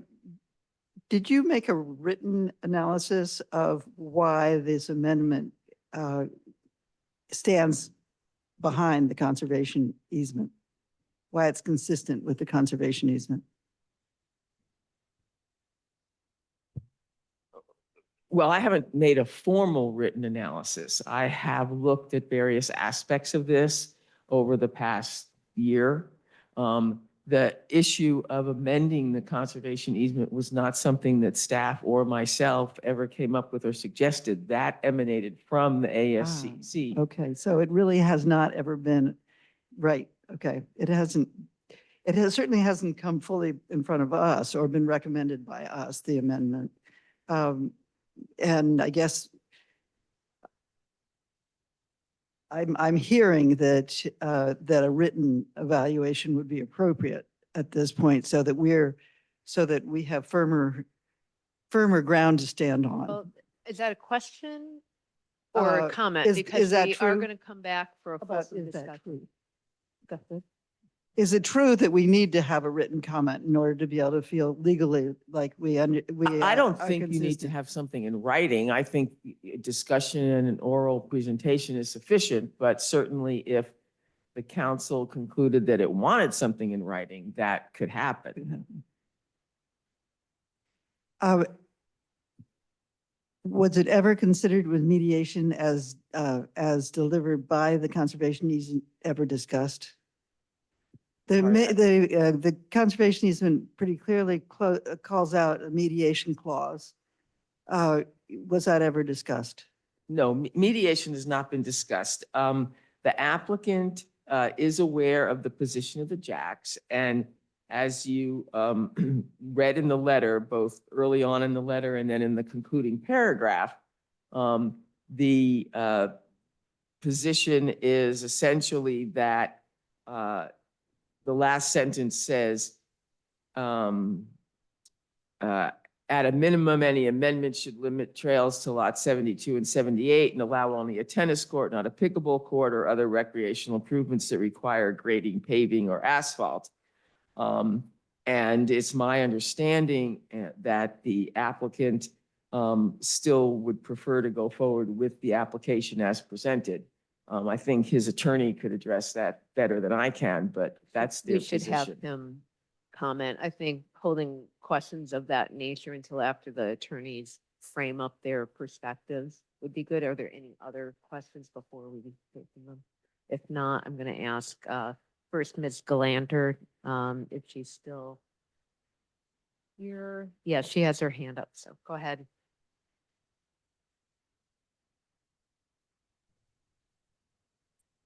Good evening again, Mayor and members of the Town Council. I just want to clarify that my clients are not obstructionists, and their effort is really to defend the document and its intent. And that is what I am here to do. As I mentioned, I've been a conservation attorney for over 30 years. I've worked for Post for 25 years. I've worked with MidPen on conservation easements. And I know you all have received my legal opinion about the proposed amendments before you. And as I explained in my letter, the conservation easement has very specific requirements for any amendment. And this amendment just does not meet those requirements. Now, it's clear, I know now there's claims that there isn't any conflict with the conservation easement, but both the architectural committee and the staff report itself acknowledge that there are these conflicts and potential conflicts with the very specific wording in the conservation easement that prohibits asphalt and prohibits grading and prohibits changes to the surface area for recreational improvements. And that's why the committee conditioned its approval on an amendment, because, and the amendment, when it said basically, we approve this. And in fact, they are allowing everything to go forward except for the trails and except for the courts. And they said, well, those can go forward if the council decides to amend the easement. And there's no obligation for the council to amend the easement. It's a condition. If the council does not amend the easement, then these aspects of the project do not go forward. If the council decides to amend the easement, then they can. And either they can all go forward or an amendment can carve out those that are least destructive to the conservation values. Now, I want to step back a bit because conservation easements are not typical contracts.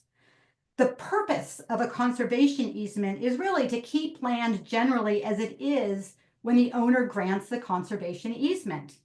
And that's what the lane conservation easement does. It allows very specific new improvements down to the square foot and prohibits all others.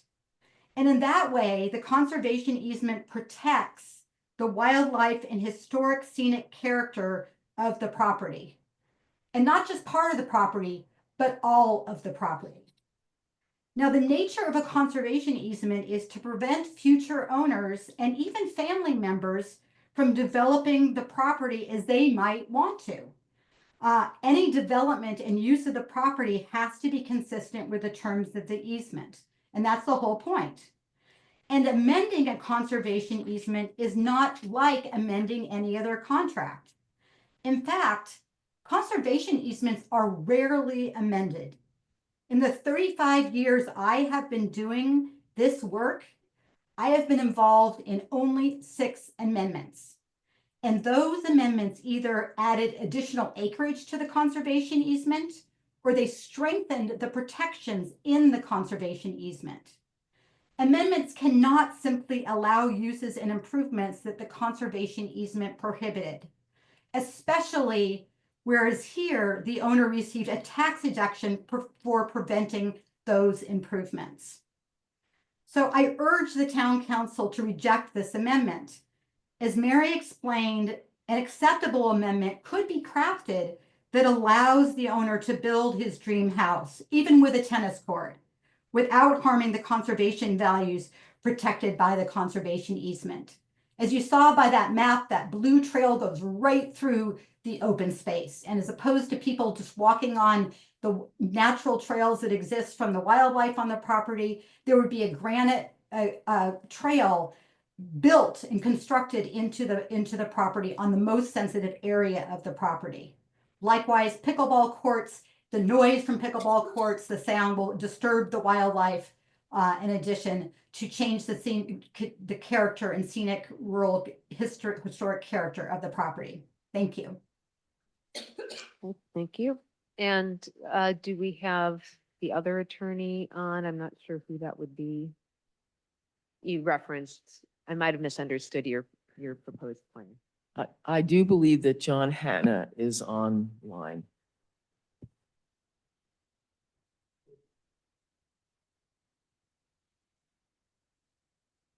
He's not raising his hand. There he is. I'm not seeing him. Here he is up in the corner. Oh, okay, great. Do we have to unmute him? It didn't work. Yeah. Can you hear me? We can. Yes. Yes? Yes. Okay, good, fine. Thank you. Where to begin? Attorney Gallander's has, of course, an extensive and impressive background in dealing with conservation easements, but her experience and her expertise lies in the area of public parks, peninsula open space, things of that nature. This is a horse of a different color entirely. She said that it's rare that there is an amendment clause in a conservation easement, and that's true. But there is in this one, and it was put in there for a very good reason, as was eloquently stated in the public comments by one of the neighbors. This one particular neighbor has been fighting against this project for a number of years, was well known. And I think that after the ACC and the Planning Commission had both decided that they were going to approve the project, they probably thought, well, we know that we're probably headed for some kind of litigation on this because of past history. So let's see if we can make our position bulletproof, or at least more so than it is in its present configuration. And so they took a look at two sections, which perhaps could be considered a little ambiguous. And they said, we don't want to leave our approval open to an argument that, based on the wording of these kind of ambiguous statements, that were not in accordance with all of the laws, conservation easements, and so forth. And so they came up with this little amendment, the purpose of which was to make it more or less likely that if in fact an action were filed by the Jacks, that it would be less likely that that action would prevail. So they could have just gone ahead and approved it as they did without recommending the amendment. They recommended the amendment simply to sort of act as a backstop in case this anticipated litigation actually happened, which you can judge for yourself whether that is in the cards or not. Keep in mind that the purpose of the lanes in establishing this conservation easement had a number of different purposes to it. One of which they wanted to make sure that new homes would not be developed on these three lots. So they merged them so that that could not happen. And that has the beneficial effect of creating a very large amount of conservation easement open space within their property, the combined three lots now, all of which is for the benefit of the public, who gets to look at this empty land and not at two more houses.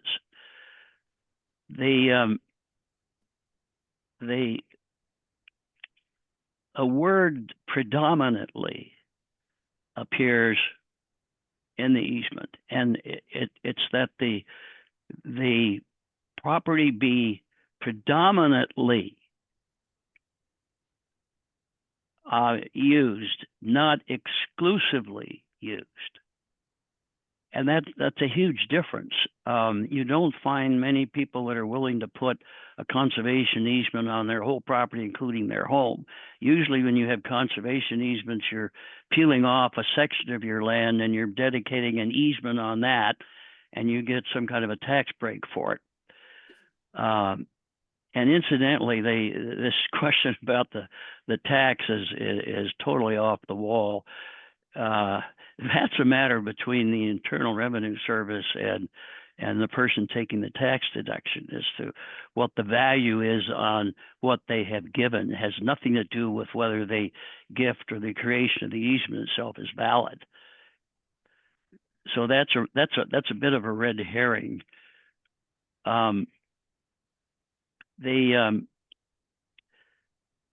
the lanes clearly did not intend that their property be maintained forever in its 2006 condition. It was their intent to provide for flexibility. They envisioned that they wouldn't be there forever. Someday a new family would move in. That new family would have interests different from the lanes, and they should be allowed to develop and enjoy those interests and pursuits so long as they did not interfere with the overall concept that was created of the conservation easement.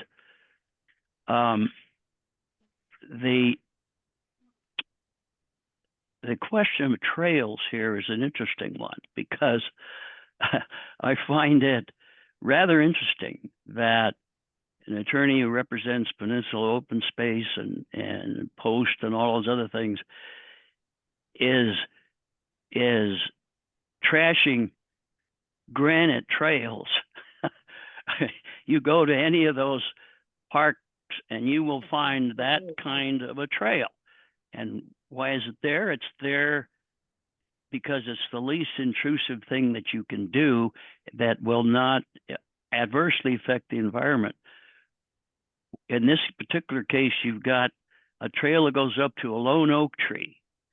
Well, what's better, having whoever wants to go up and look at that lone oak tree stay on that trail, or have them wander over the whole property, go wherever they want to? So saying that trails are, this kind of trail is inconsistent with a conservation easement is just nonsense.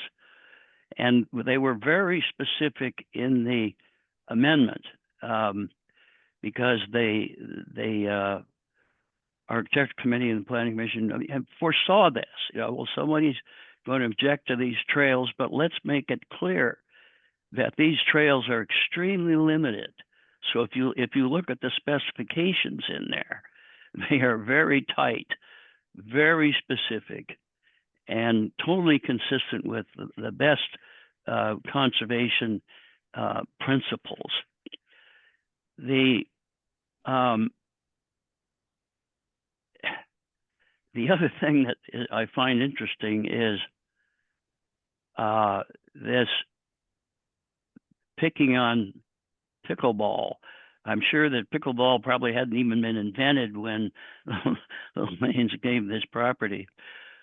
But I'm certain that if they had known about it, they would have thought, well, maybe they're not into a barn and a riding rink and a corral like we are. So if they want to take those down and put in a tennis court and a pickleball court or something, I'm sure the Lanes would have approved that. And in terms of noise, Constantine is here, and he can tell you, because I talked to him about this, that there are new rackets or paddles that you use in pickleball, which are called soft paddles, which don't make the same sound that has been characterized as 87 decibels and so forth. So that's not really, I don't think that's a valid concern, except for somebody who happens to live right next door and thinks that they're going to be hearing pickleball noises that's going to bother them, and therefore, throw out the whole easement. So I really don't have anything else much to add. I don't think the amendment violates any of the code sections referred to in council's lengthy letter.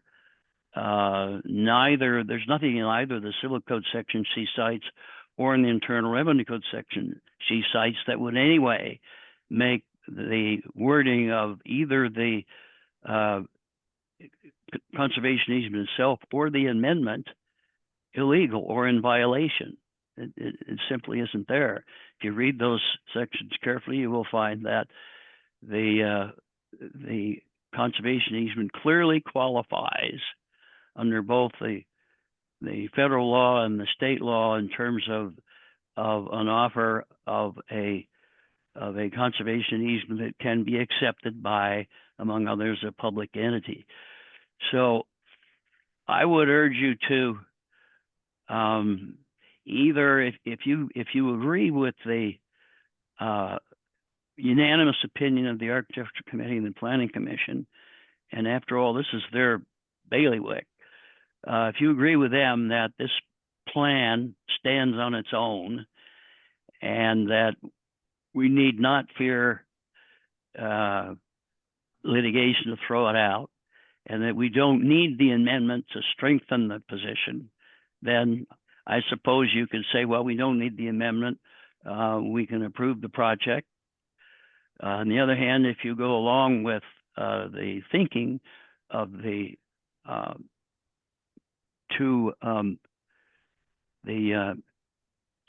Planning Commission and the Architectural Control, if you go along with the thinking that, well, let's not leave the door open here to litigation and get everybody involved in that and jeopardize this project, then you would approve the amendment. What does that do? It means that if the Jacks then want to take it to court, they have to prove the amendment was bad, was not inconsistent, rather than the project. They first have to tackle that. So what this does is put another obstacle in their way if they're going to continue down this path heading towards litigation. Thank you. Thank you. All right, I'm going to bring it back to the council for discussion. Does anyone want to start? Helen, you're putting your hand up.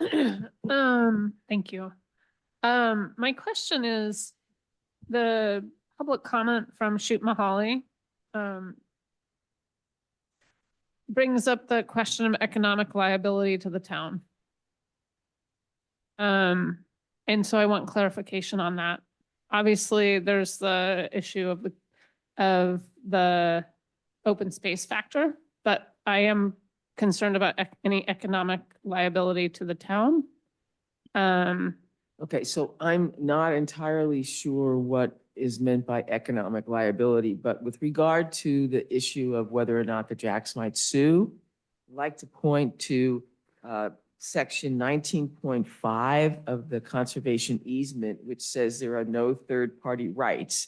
And it says specifically, this instrument is made and entered into for the sole benefit and protection of owners and town or other qualified organization in accordance with the CPRA proceeding, which would mean if some other nonprofit organization felt that there was something egregious going on, they could say that they wanted to take over the town's position with regard to the conservation easement.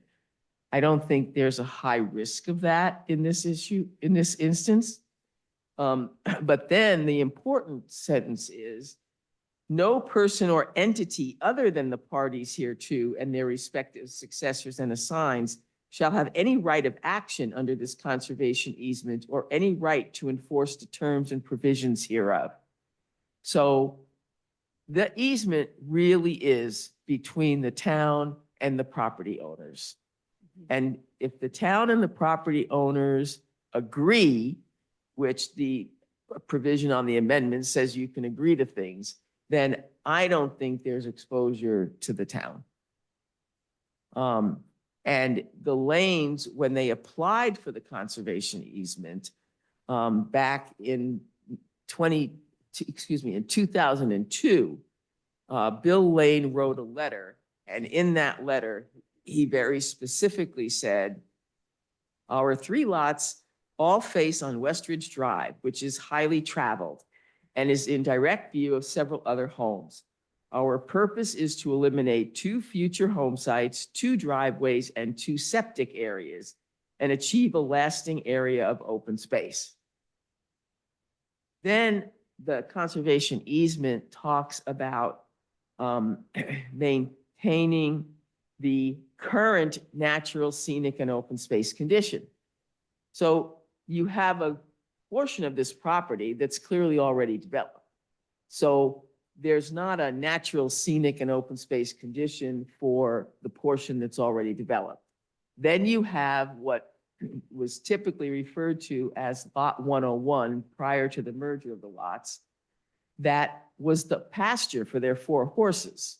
And that was essentially the open space area. Now, interestingly enough, the conservation easement said that they could develop a vineyard and put a tool shed on that area. So what's being proposed now is not a vineyard, which was never constructed, and it's not a tool shed. It's the trail that wants to go down to that tree. And there are arguments back and forth as to whether or not walking on a trail versus walking throughout the whole pasture has one effect or another effect. I'm not a scientist. I can't tell you one way or another, but since the type of trail that they want to put in is the type of trail you find at Edgewood Preserve and certain other places, there seemed to be some rational reason for going in the trail route.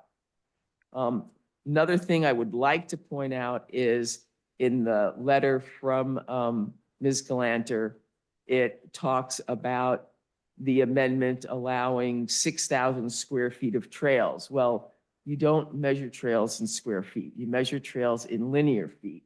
And I checked with Brandon DeLucas, the planner, and he informs me that the total amount of linear feet of trails is 3,128 linear feet, which is approximately half of the 6,000 square feet that was stated in the letter.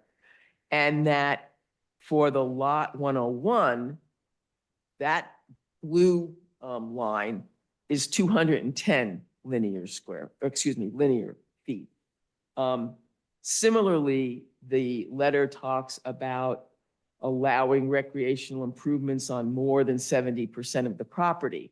Well, only 19% of the property is previously disturbed or previously developed. And the amendment would limit recreational uses to the area that is previously disturbed and previously developed. So I don't know where that 70% figure comes from, but the 70% figure is really inflated. So I can answer other questions if you have them, but. Great, thank you. That was my question. No Thank other you. questions. Any other questions? I don't think we. Okay, I'm not seeing any. So let's bring it back for discussion among the council. Who wants to start? You're the end of the line. So I was on the ASCC when this project came before us, and I just want to point out that all 5 members of the ASCC approved the project. We were thrilled about the lovely house that Mr. Garicki is planning. We also were fine with the tennis court and the pickleball court and the trails as designed. We heard from all the lawyers. We heard from the town. We heard that our consultant lawyer who discussed the easement. I think for those who have read through that easement, it's not a particularly well crafted document. There's a lot of areas that have conflicts. I mean, in one section, it says you're not allowed to have any vineyards. And a sentence later, it says, oh, you actually can have up to 2 acres of vineyards plus a road to the vineyard. So it's just that kind of writing makes it really difficult to work with. So my recollection of this meeting at the ASCC is that we all felt that the project as designed with the pickleball court, the tennis court, and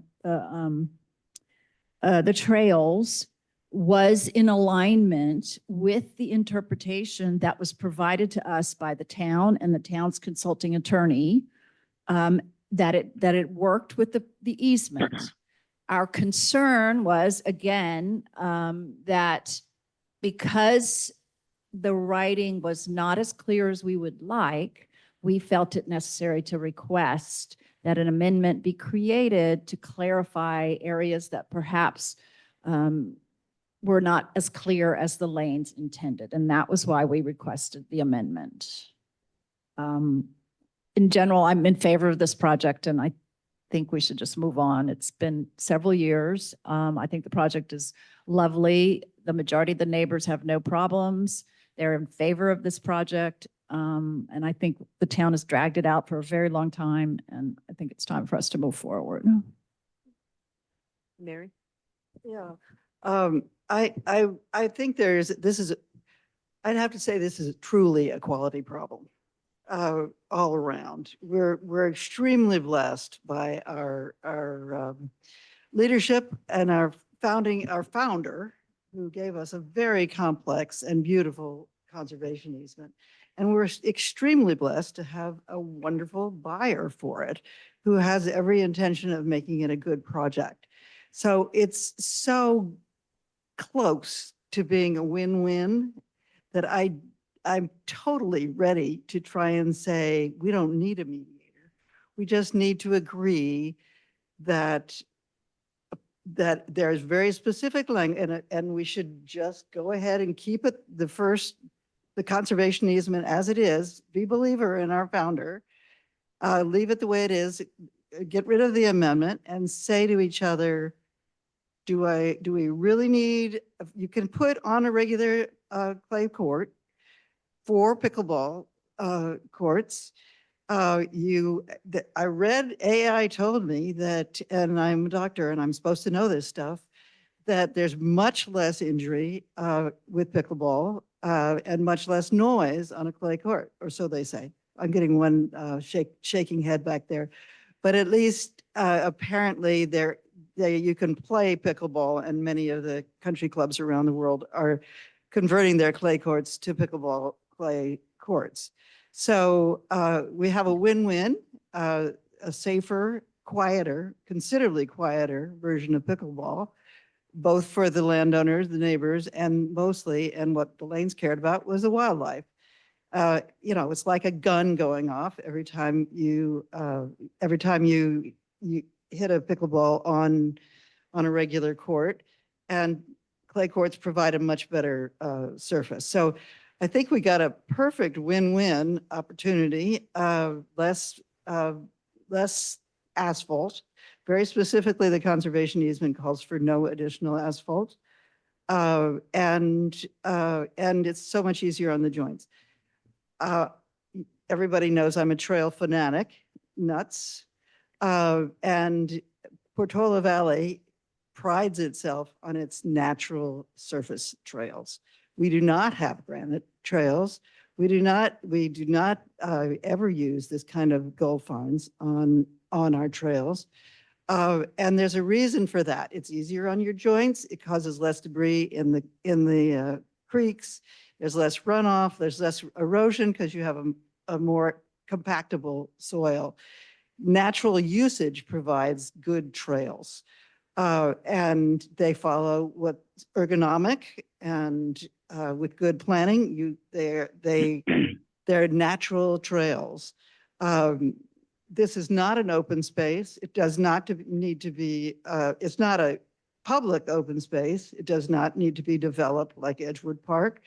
But in many places where there's very heavy traffic, I'm a docent at Jasper Ridge, we absolutely would not have granite crush on our trails. This conservation easement calls out very specifically, because Jean was a docent at Jasper Ridge, we feel very strongly that there not be granite on our trails. So I can see doing the granite around the buildings, around the tennis court, around the et cetera, but I see no excuse for using the granite outside of the specific, outside of the never been developed area. People, the concept that you have to have a trail is, it's a question of convenience, and using the natural surface is the best way to make sure. Using the natural grade, using water bars is the best way to ensure you don't have a lot of erosion. And we're good at this in Portola Valley. And I know Constantine is very familiar with the way the trails work in our community. And I totally applaud him for his community building that he's been doing in our town. And the fact that he truly appreciates it. He truly appreciates our trails. This is just one other aspect that he may or may not be familiar with, which is that we do not put gold fines or granite on our trails. So, but it was something that Gene cared about, and it's very, very specific in this conservation easement.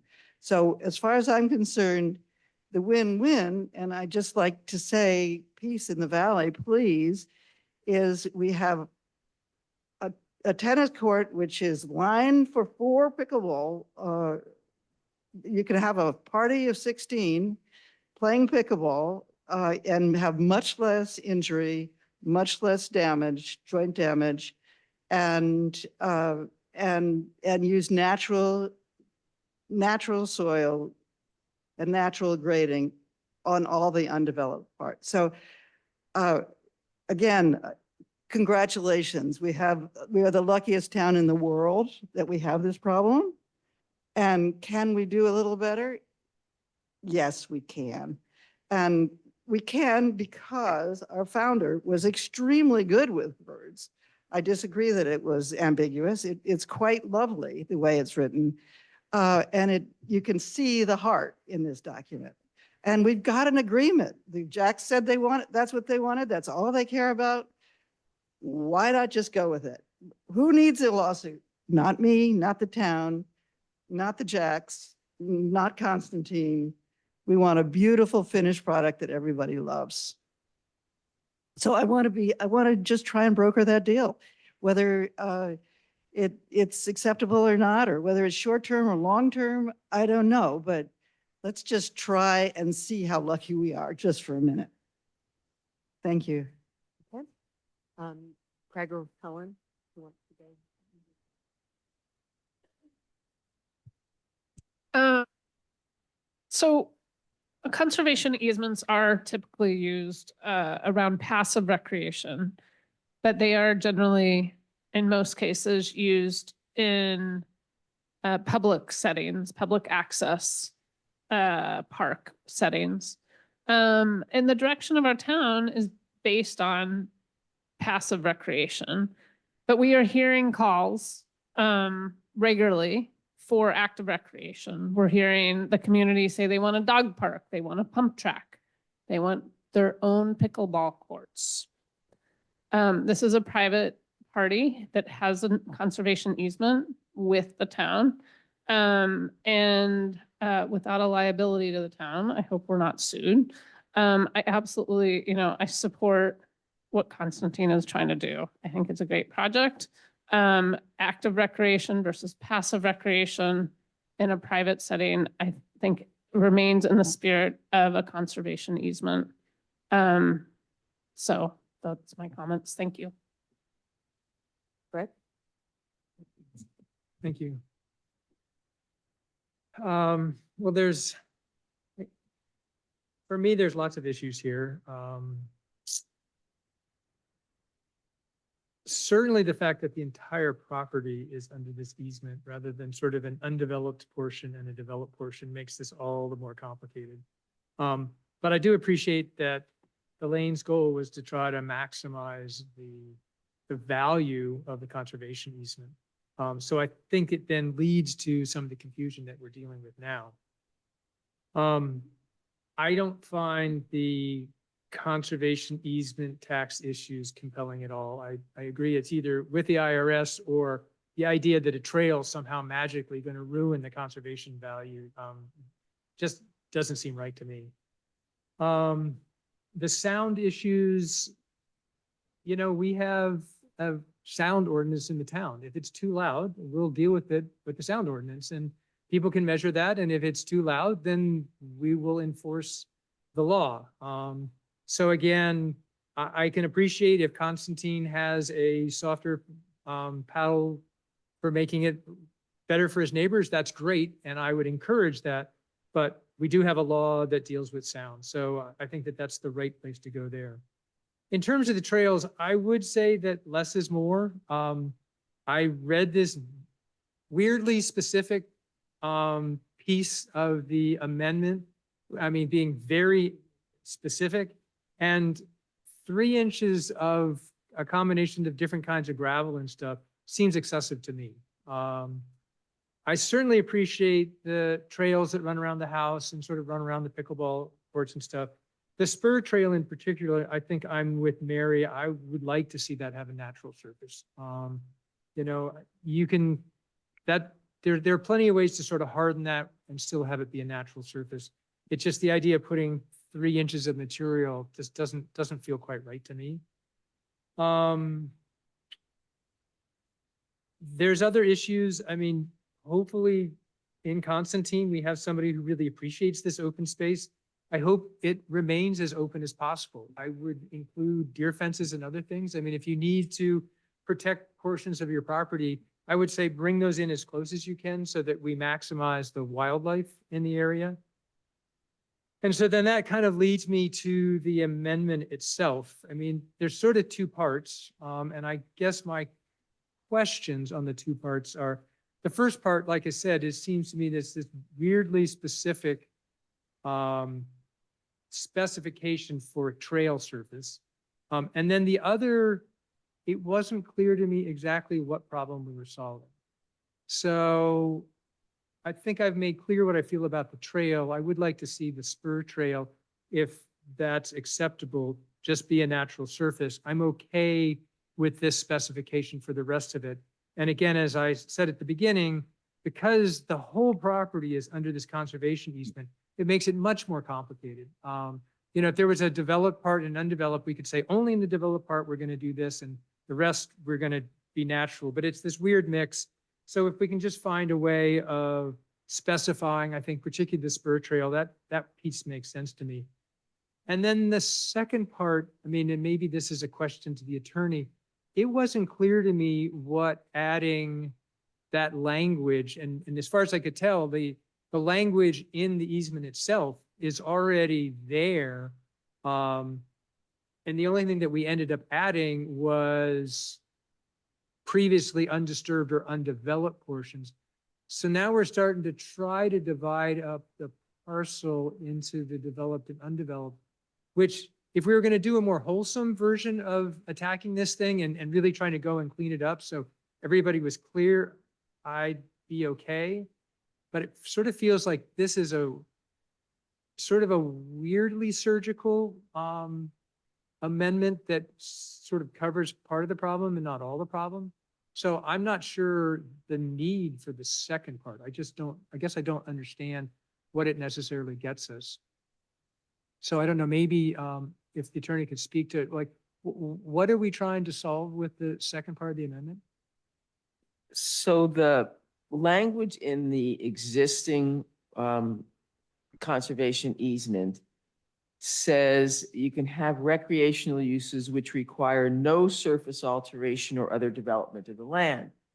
And the argument that was made by those who are against what the proposal is that there is some surface alteration required. For example, even though you have a horse ring that is clearly a disturbed area, to put in, whether it's a pickleball court or a tennis court or anything else, there's going to be a minimal amount of surface alteration because you're going to not have what is currently there.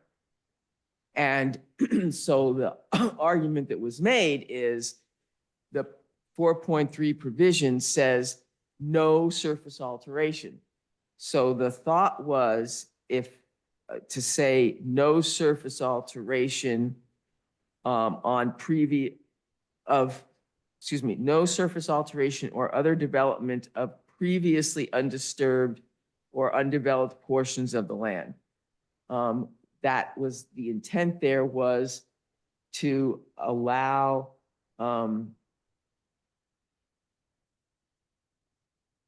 maybe there's an error there. Well, I mean, I think I get the, Yes. so then if I understand this, somebody's suggesting that the original conservation easement wouldn't allow any building on the property? Because I mean, that's effectively what you're saying. If you can't. Well, no, they're not saying it wouldn't allow any building. So Well, but the how would you- provision. how would you build, if you can't make surface alteration, how could you possibly build anything on Well, property? this provision addresses recreational use. It doesn't address the other building. That's covered in other sections. Okay. So this section that deals with recreational use, they're saying you can't have any surface alteration to change the recreational uses. And that just didn't seem to be reasonable if you are thinking that, okay, not everybody wants to have a horse corral. They may want to have something else, and they should be able, in the area where the horse corral was, to convert that to something else. But to do that does require a minimal amount of surface alteration. It does not, for example, to put in the court requires a little bit of leveling for Right. grading. Yeah. It doesn't require in and of itself, it's not enough grading to actually require any kind of permit from the town. But a strict reading of this, which says no surface alteration, says you can't do that leveling that you need to do. And so that was deemed to be kind of overly restrictive and unreasonable. And so that's why the intent was to say, you could do work where the area was already disturbed or previously developed, but you couldn't do something like that in the meadow. Okay, so so it sounds to me like you couldn't put a trail in, because if you're gonna put that much material in, you'd end up running a bobcat over it or something. I mean, I just want to make sure I understand the recreational use, because Yeah, so and a I'm tennis not the one who drafted all those specifications for the trail. Yeah. I think the specifications for the trail was an attempt to demonstrate that the trail would be very limited in type. And again, I don't know all the mechanics of granite versus duff versus all this other stuff, but that provision was written by the other attorney, Mr. Hanna. To follow up on that, does Mr. Hannah have any background on why it was written with such specificity? I think he could answer that better. than Yeah, I that's could.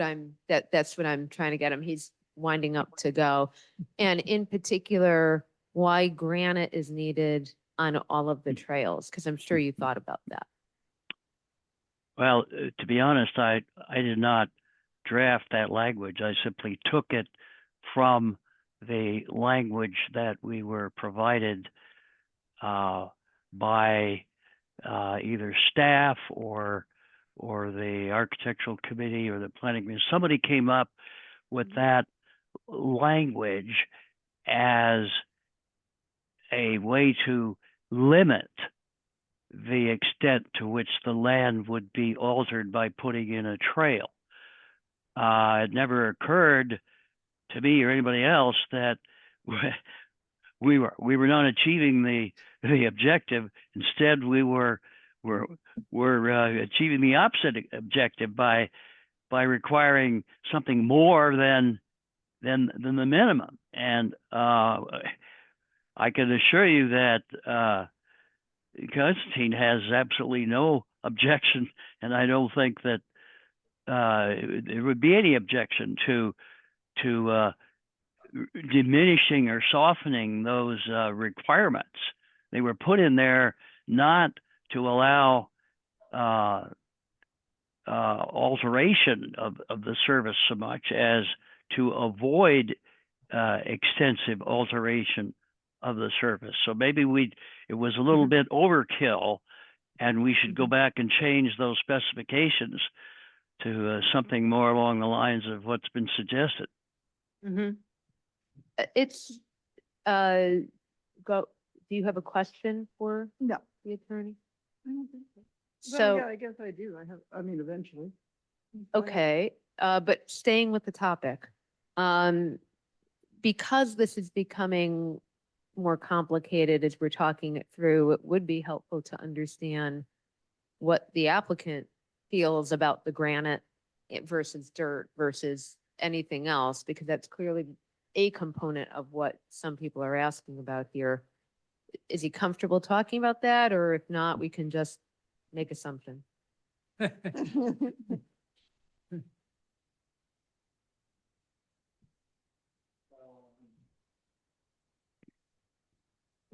Well, my name is Konstantin Gericke, and I want to share my perspective here as a resident, but I'll start with specifically that, and, you know, if you want to later put it in the Yeah. public comment section, I can do that. So whatever is, I don't know the procedure. We don't have more public comment. You're supposed to be asking, like, helping us navigate this Yeah, one yeah, question and providing your perspective on, Yeah. like, if you have a Yeah. reaction to the topics discussed Yeah. that you wish us to be aware of. And then we'll take it back for our discussion. So a typical trail of decomposed granite, you know, which granite is a natural surface, it's just very small, kind of like dirt, has underneath 3 inches of compacted base rock, and it has edging. And so in the proposal that Tom Klopp, who designed this, and after discussing, because this was discussed from the very beginning with Dylan Parker, who was the staff planner at the time. And he's, you know, he consulted with Laura, who was the director at the time. You know, we're now on our 4th director and our 3rd planner in this project. So I really hope we can come to a resolution today and not punt it to another town council meeting, because it's been over 2 years when the staff determined it is in compliance with the conservation easement. So on the site plan, it has always had decomposed granite path, a regular one, which has 3 inches of compacted base rock underneath and metal edging on the side for that. And based on the collaboration with Dylan, you know, Dylan told us certain things you can't do, like, you know, the tennis courts, he said they need to be on a level surface area. They need to be where there's recreational uses. In fact, the current recreational court areas are, as you know, over 3,500 square feet less than the horse recreation area. So we're actually making it smaller. And so basically we agreed with the town, what would work is if we didn't do the base rock, if we didn't do the edging, that would be less intrusive. And it was always called a natural trail versus a DG trail. So that's the definition of the natural trail. I personally, you know, I think it's a balance. I'm not stuck on this specific definition. I think it was put in there for what my attorney mentioned, is to make it really clear what's allowed, what's not allowed. If you just have a natural trail without a definition, it sort of invites, you know, it's more ambiguity when we're trying to fix ambiguity. And in fact, Ronnie was I think you asked the very question why it is so specific at the planning permission meeting, and there was robust debate around, for probably like 10 minutes, you know, if it's helpful to have a specific definition or if you should just call it natural trail. And, you know, in the end, the commission voted unanimously to just keep it the way it is, because the specificity helps. And it also distinguishes it from the trails with the base rock, which are more invasive and, you know, less draining. Okay. So this is the medium approach as opposed to nothing and the full. Exactly. You know, Okay. that's the thinking. Now, Okay. since then, I mean, I'll just to throw it out there, you know, I have gotten bids from installers, and some of them said, you know, you should really put gopher wire under. No. And I said, well, I can't, because this amendment does not allow gopher wire. So there is also some advantage to keeping it a little more flexible and maybe let staff make the determination what is natural, you know, thing. But again, there is this point of, do we want to make it as specific as possible, so to remove ambiguity. So, Okay. But I personally you. would like it to be the minimum, because I walk 20 to 30 miles every week. But I also am going to be the one who's going to be living with this trail, who has to maintain it. And if you have constantly workers there maintaining the trail, that's also not optimal. And I do walk at Aristotle Preserve a lot. And I noticed last year, they were actually putting base rock under some of the, you know, and so this is less than what Aristotle Preserve is doing because of erosion that happened. Great. Thank you very much. Before you go, I mean, can we ask some questions? Yeah, let's try. I mean, we do have a long agenda here. No, So I get it, so but fine. I want to make sure everyone has their questions. Yeah, because I'm sort of with Constantine. I'm hoping we can resolve this tonight. So thank you again for your time. So I certainly would hope less rock and more brown would be my suggestion to you, particularly on the spur trail. And then what do you think about Mary's suggestion of a clay court for pickleball? Does that make sense? Okay. Yeah, Could you that's a speak to good that? question. I don't know who plays pickleball in the audience, but I think people will know, you know, how that works. So, and actually, so this was a concern that was raised by the Thompsons, who are my most immediate neighbor, who would be most affected, by the pickleball sounds. But we have two things bordering. They're also avid tennis players, and so not, tennis players don't always love pickleball because some of the courts get taken over. And so we basically researched it a little bit and found, about the different decibels and so forth. And the sound of the pickleball, the main sound, is really from the paddle striking the ball. It's not from hitting the surface. And if you go to any pickleball and go to play pickleball, we'll see that it's not the surface thing that makes the sound, but it's the paddle. So that's why we basically agreed with the Thompsons. I said, well, and I think this is the way Portola Valley I was hoping would be, that if you have an issue, you talk to your neighbor and you come up with a solution. And that was without having 10-page letters from law firms, writing things in. So with the Thompsons, we basically agreed that I would require anybody who plays pickleball there to use the OWL paddle, which is certified quiet paddle. I sent them a video of someone who plays both so you can hear it. And so we worked it out that way. And I think that's how Belaine would have, approached it as well. So I'm hoping that can be a model. We'll also be reasonable about the times, when people play. I mean, it's dark at night. There's no floodlights there, so you can play at night anyway. And as somebody mentioned, there's a general rules at the property line. It has to be. I think you mentioned that it has to be 65 decibels. So that needs to be respected. So if any neighbor is there and has their, these days on the phone, you can measure it, and then the town can come out and measure it and see. And so all that I don't think needs to be dealt with. And also I want to reiterate the Westridge Association, where we had an extensive meeting with the neighbors. The Westridge Association, George spoke earlier, who's gone now, but they went through that process, and the pickleball was not something that came up there. So the other thing is about the proposal to putting 4 pickleball courts on 1 tennis court and the party of 16. Sounds kind of fun, but pickleballs don't bounce well on clay. I think people who play pickleball know that. And having a party of 16 playing pickleball, I think is going to generate more noise than a dedicated pickleball court where only 1 is. The other thing someone mentioned is towns, while pickleball started as sort of putting stripes and nets over tennis courts, increasingly the trend is to separate the two. But they don't really get along, because every time you want to play tennis, you got to move the pickleball nets. And then you got these, for tennis players, the annoying lines of the pickleball players. And the pickleball players have the annoying lines of the tennis court. So really nobody is particularly satisfied with that. It's sort of how pickleball grew, but the trend is to have dedicated pickleball courts. And since we're already reducing the recreational area that it was for horses by 3,500 square feet, with a pickleball and a tennis court, it just seems better to have 2 separate ones. Each can have the service that it deserves, and the noise will always be respected, and we work it out neighborly the way I think it should be done. So that's my thought on that. Okay, thank you. Are there any other questions for Constantine? We can let him sit down. I haven't made my comments yet, but I want to make sure everyone has a chance. Well, my only question, Constantine, is there flexibility on the pickleball court at all for you? I think it's consistent with the easement and the amendment, and I also would hope that, the town council can't deliberate on, you guys have to cover finances and hiring and Mr. Mays, all these things. We've got to get all these things libraries. done. And so the planning commission is tasked to, you guys hire a specific planning commission who are very focused on the issues, who has the people who have the issues, who deal with it every day, which is why, because I asked staff too, it's like, why do I need to go when it in the end gets decided by town council, why do I need to go to the planning commission? Terrence will remember that, because it seemed like a detour to me. No.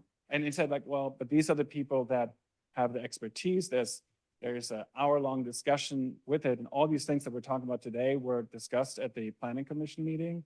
The planning commission meeting recommended unanimously to approve this amendment as it's written, no other changes. So I believe that is the right way to go.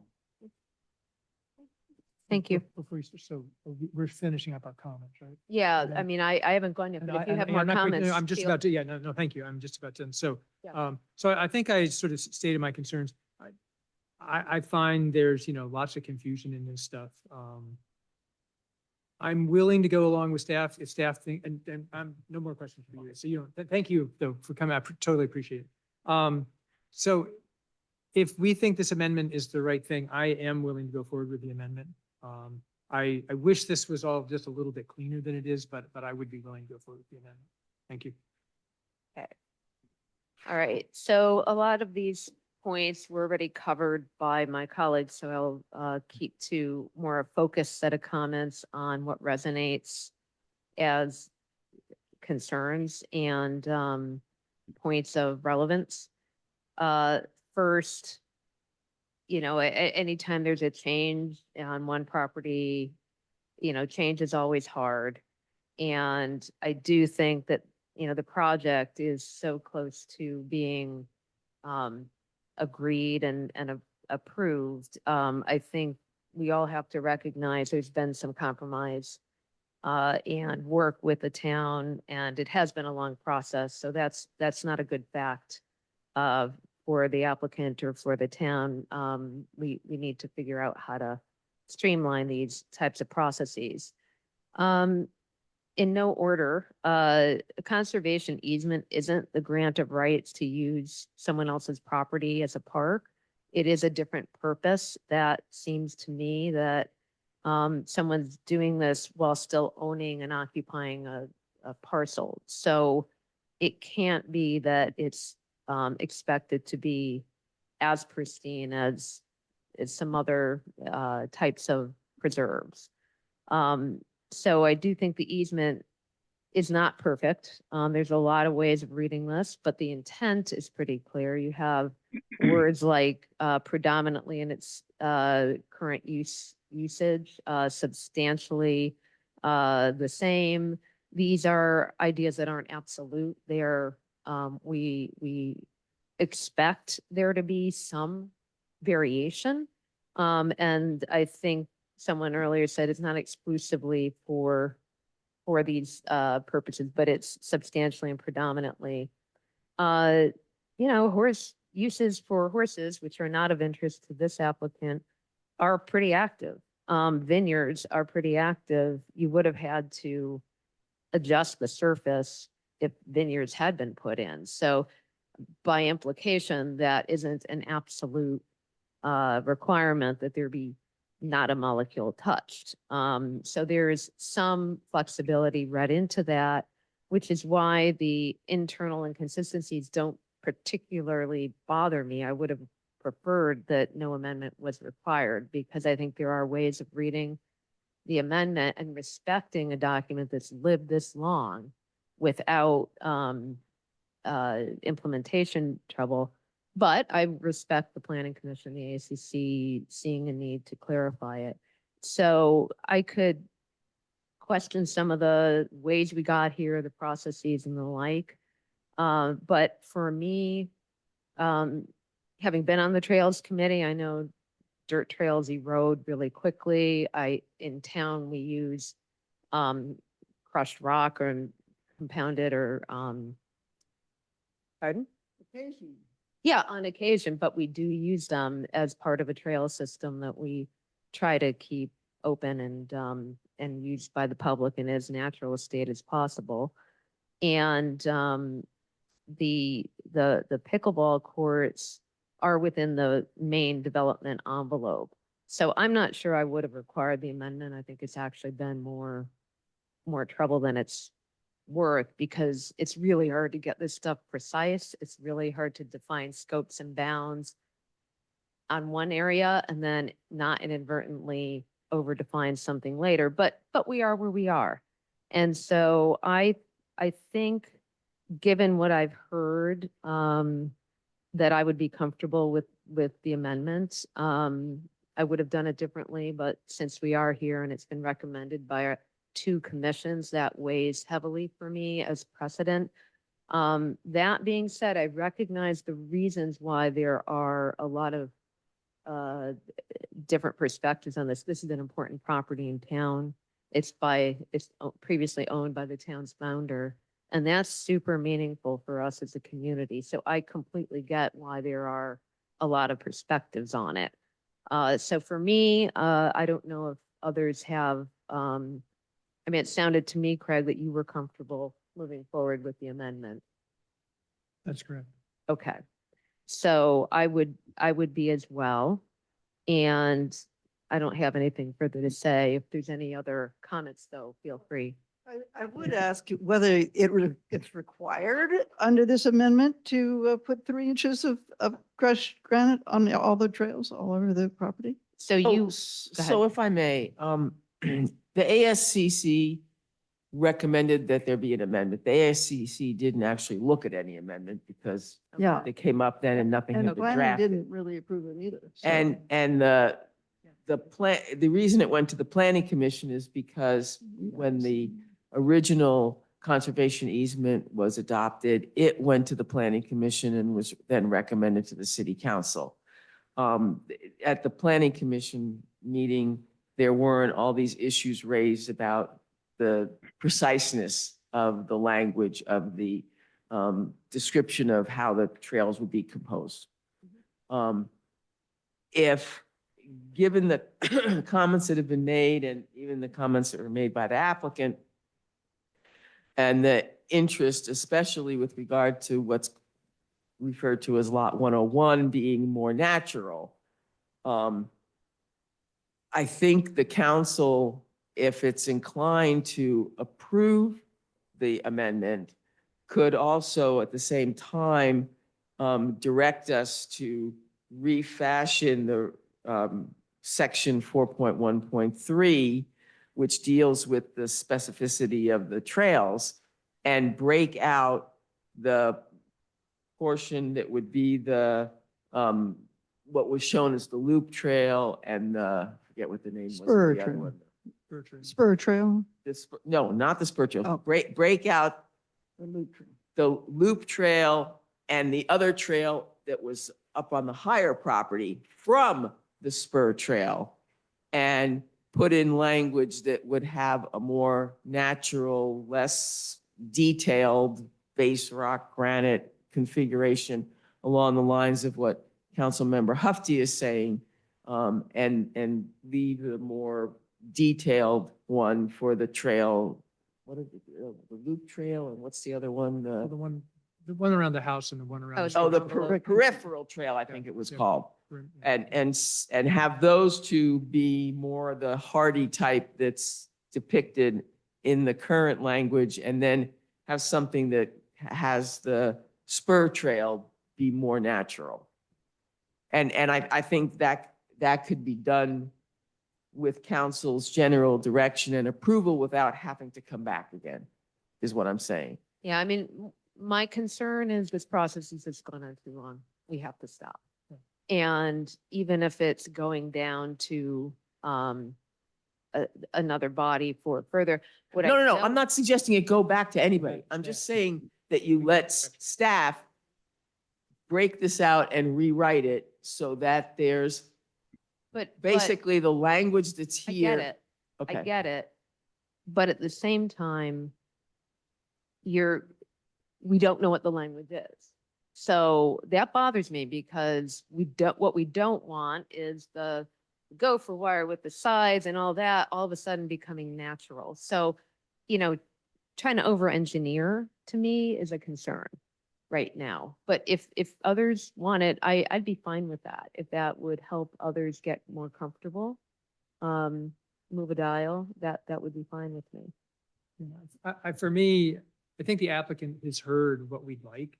I'm willing to accept the amendment as is and hope that the applicant will reconsider Mary's position, which is just to make that piece of it natural. I mean, truly natural, not, natural with wire and stone and stuff, but just, clear it and, if you talk about maintenance, it's a small part of your total trail system.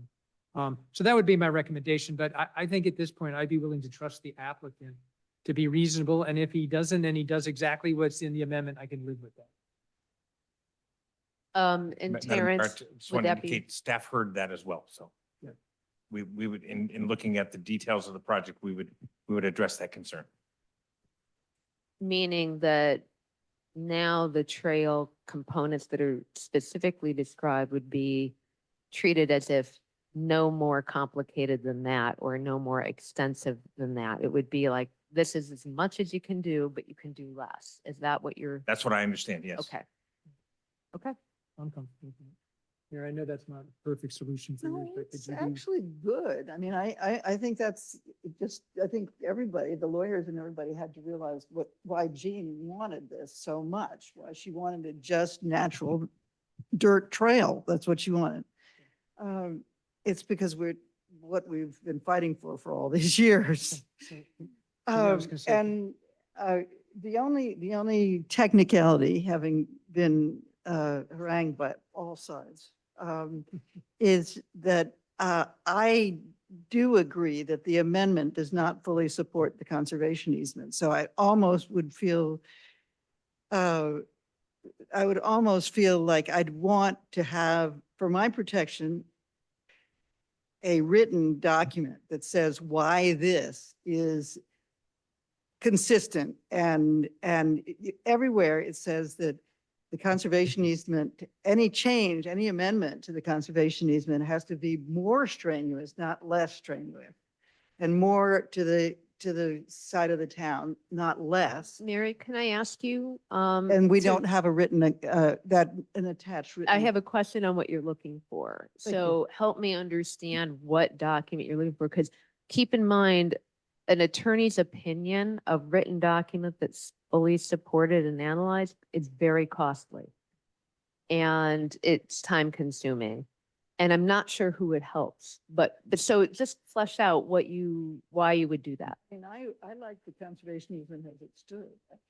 Okay. Without the amendment. And I think it in itself defends itself relatively well, maybe not perfectly. Mm-hmm. But I'm not sure that I see that the amendment improved the actual liability of the situation from the point of view of the town. So I probably won't vote for the amendment. I looked up, but that's just one vote. So can I ask a process question? Do we have to vote on the amendment and then vote on the resolution, or is voting on the resolution incorporate the amendment? I think that's a attorney question. What's the resolution? That's the old one. Want to do that? Well, is that a difference? I mean, I don't understand. I don't what the think that's a difference is. difference. I don't know Yeah. if there's any difference. The resolution approves the amendment. Right. Okay. great. It's one and Alright. the same. So right. it's up or down. Okay, so I'd like to move that we pass resolution number 2959-2025 as is. I'll second that.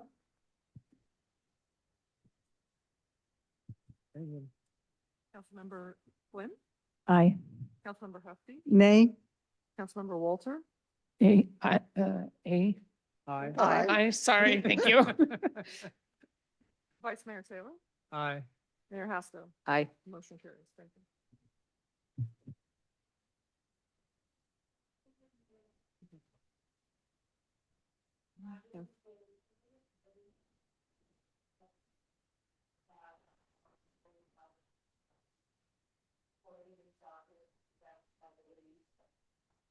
And Mary, you said it so beautifully.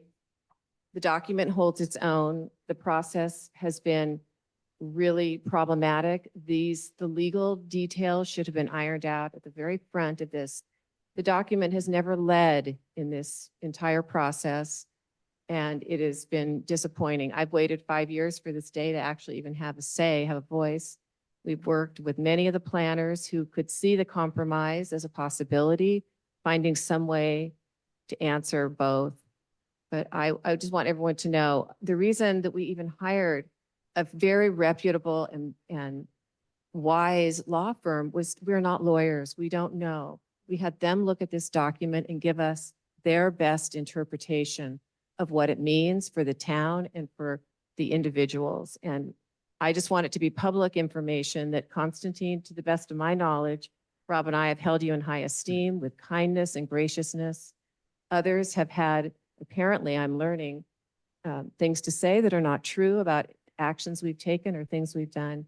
We've simply sat and waited for this project to run its course.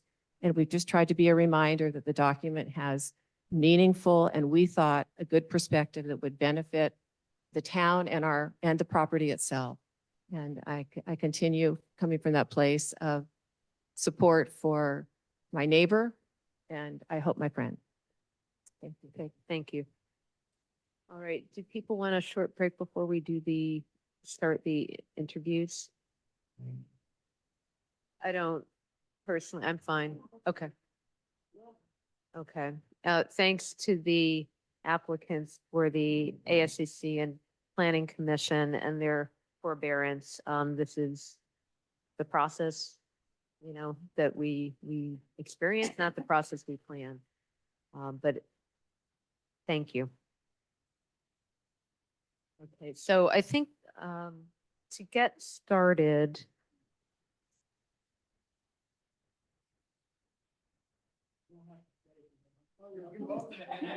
he's applying for the PC. Yeah.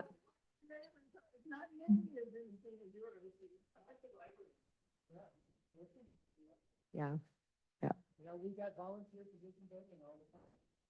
Okay. Corey, do we have a presentation or any introductory remarks? Because if you could just go over the process, or we can discuss how we want the process to run, but the number of vacancies and the order. Terrence, did you want to lead that discussion for me?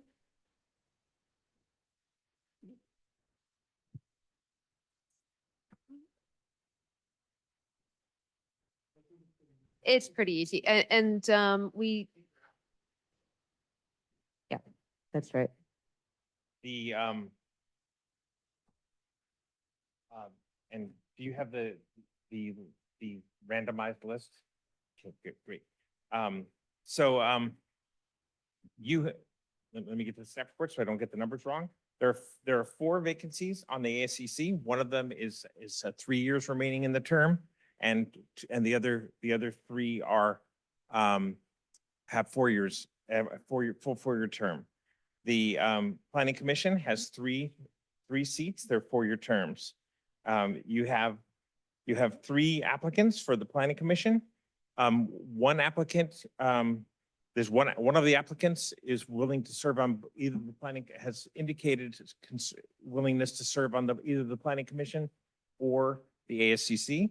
The others there are 4 applicants on the ASCC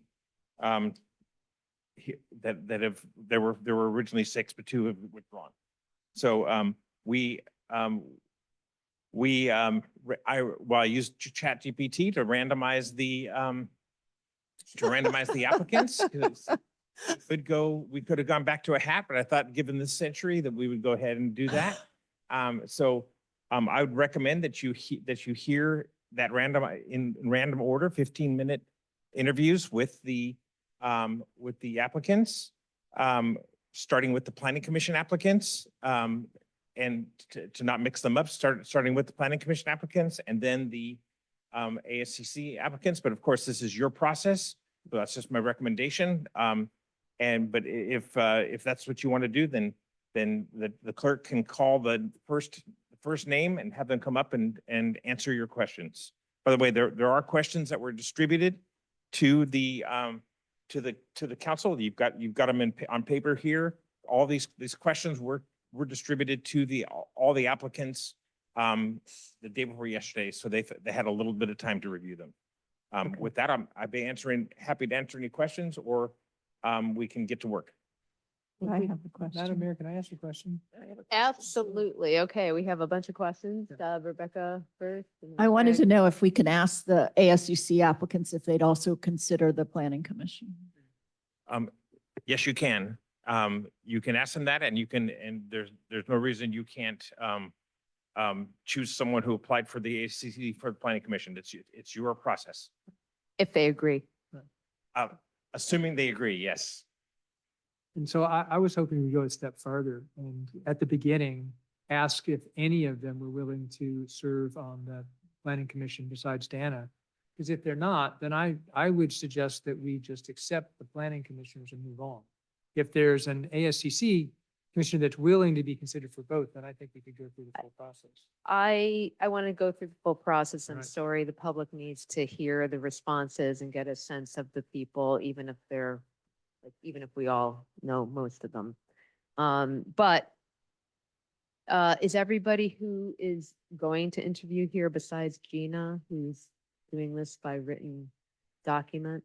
Because if so, maybe you can do a straw poll of the ASCC members and just, or the applicants, and see who's willing to be considered for both. Sure, I'll do that. if you Yeah.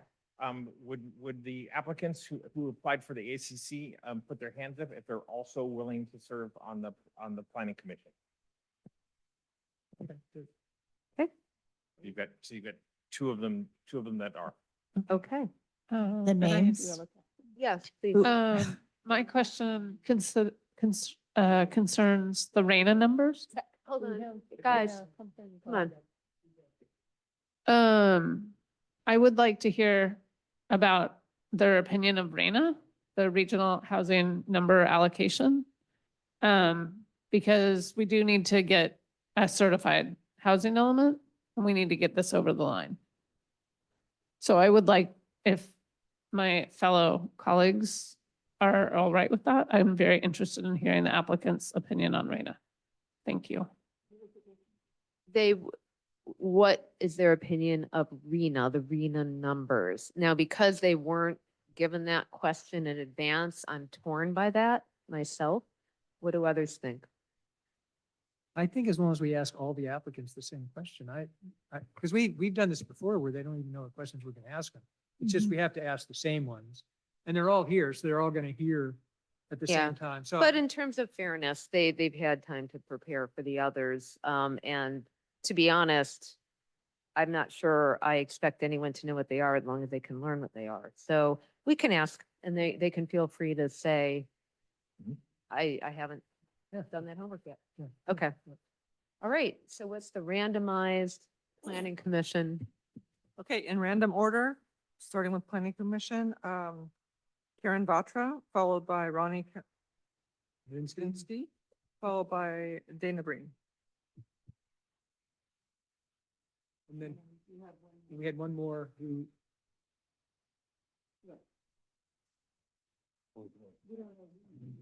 Morris. Doug, okay. Morris. Okay. Great. And just one clarifying question, would you like a timer, on the, is it possible to do I- a I 15-minute think timer? to- Not a big talker. Yeah, but let's introduce that for each applicant if we can save time. Great. Don't feel the pressure to expand. Okay. Okay, we should read the questions. So do you want to start with number one and we'll just keep Okay. going down? Thank you so much for volunteering. Can you tell us about yourself and why you were interested in serving on the planning commission? Short answer, because late. I've been doing a lot of different volunteer activities in town and in the community, and I enjoy them. I enjoy giving back, serving the people in various different capacities. And I like the jobs that are more interesting and more technical. I do the volunteer tax stuff for the last 13 years, and it has an interesting mix of working with people and the challenges of the law and all of that. And really, we actually give money back to people because they don't have to pay for a professional preparer. So to me, the planning commission in particular has that kind of intellectual challenge, and it's complicated. So I feel like that's something I would enjoy, which I think is kind of important when you volunteer, that you don't do something that's really unpleasant or it doesn't fit your capabilities. So that's kind of the. Thank you. My question is, yeah, I got it. Have you attended a planning commission meeting within the last 12 months? Yes. Done, nice. Please comment on your reaction. It doesn't say that. Come on, let's ask the question. It's there. It says it on mine, it says that. Oh, sorry, number two. I thought I was gonna get that. Never mind. Yeah, great, sorry. It's My a tough apologies. crowd. Yeah, it is a tough crowd. I'm sorry. Yes, I've attended many meetings. I have a strange fascination with how government works. And so I've been following a lot of the different meetings very closely. And I provided input, particularly mostly in writing to the town council. And I think we run things really professionally. What? I think we run things professionally. Ah, That would be excellent. my- I yeah. just didn't believe my ears. Okay. Great. Thank you. Okay, what do you view as the duties of the planning commission? Figure out complicated problems like we just went through is one of the issues. I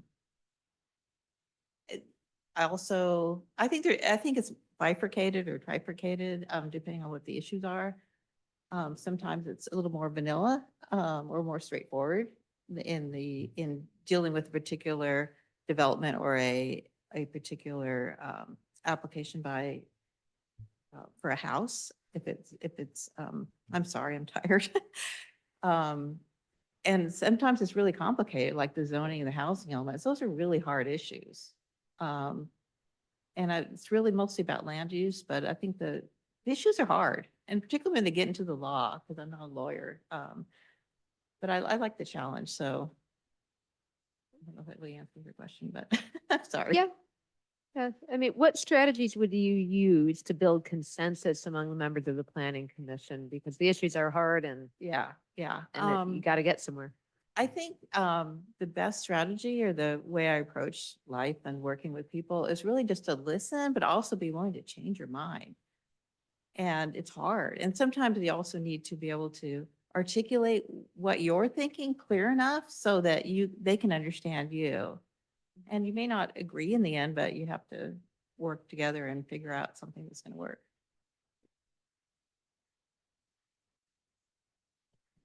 How do you stay informed about current events and issues affecting the town? That one's kind of easy for me because I'm a lifelong news junkie. And I've been following issues for the last about 10 years.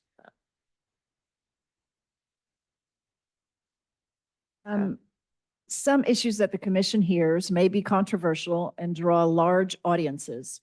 At public hearings, planning commissioners must discuss openly among themselves any given matter before a decision is made, and they must do so before sometimes large and unfriendly audiences. Are you comfortable making decisions that may be deemed unfavorable by some, perhaps even at odds with your own preferences?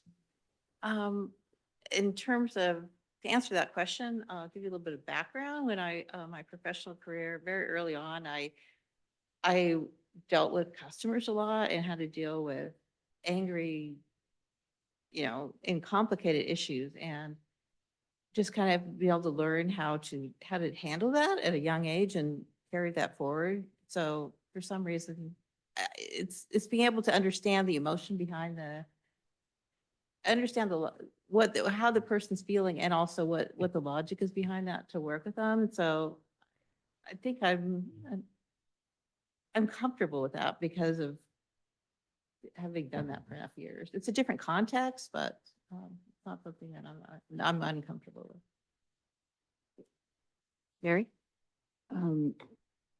Any foreseeable conflicts of interest or reasons you may need to recuse yourself?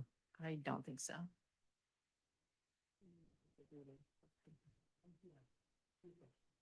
Excuse me, could you please share your opinion on the RANA regional housing number allocation allotment for the town, if you are familiar with it? I am familiar with it. That's kind of a really big, broad question. I do think we don't have enough housing at a variety of income levels, and I think that's not very healthy for our town. I do think we do owe our larger community to support that housing. I'm not 100% sure that, do I think that the actual number 253 is the right number versus maybe it should have been 200? Or, and so that's kind of a really hard question to answer off the top of my head. And I think with the wildfires issue, I think that, perhaps for the next planning cycle, maybe come more into play in the state. I mean, should we be building any more in Malibu? So that's kind of all I can say as a quick answer to that. Thank you. Hey, Well, we're done with those questions, so we could probably invite the next candidate. Ronnie, up. Thank you, Karen. And if you could restart when he arrives. And why don't we start with Mary this time and rejigger. Ronnie, tell us about yourself and why you're interested in serving on the planning commission. Good question.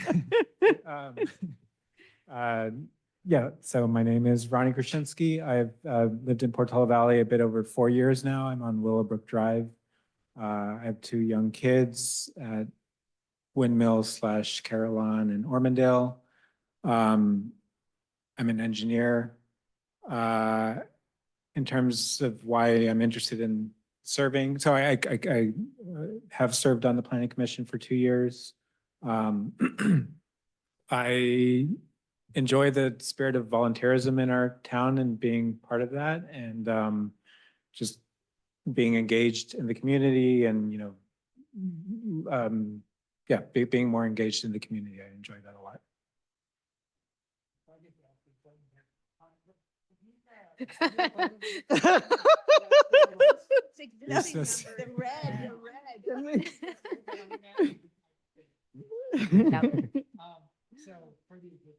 We're getting punchy.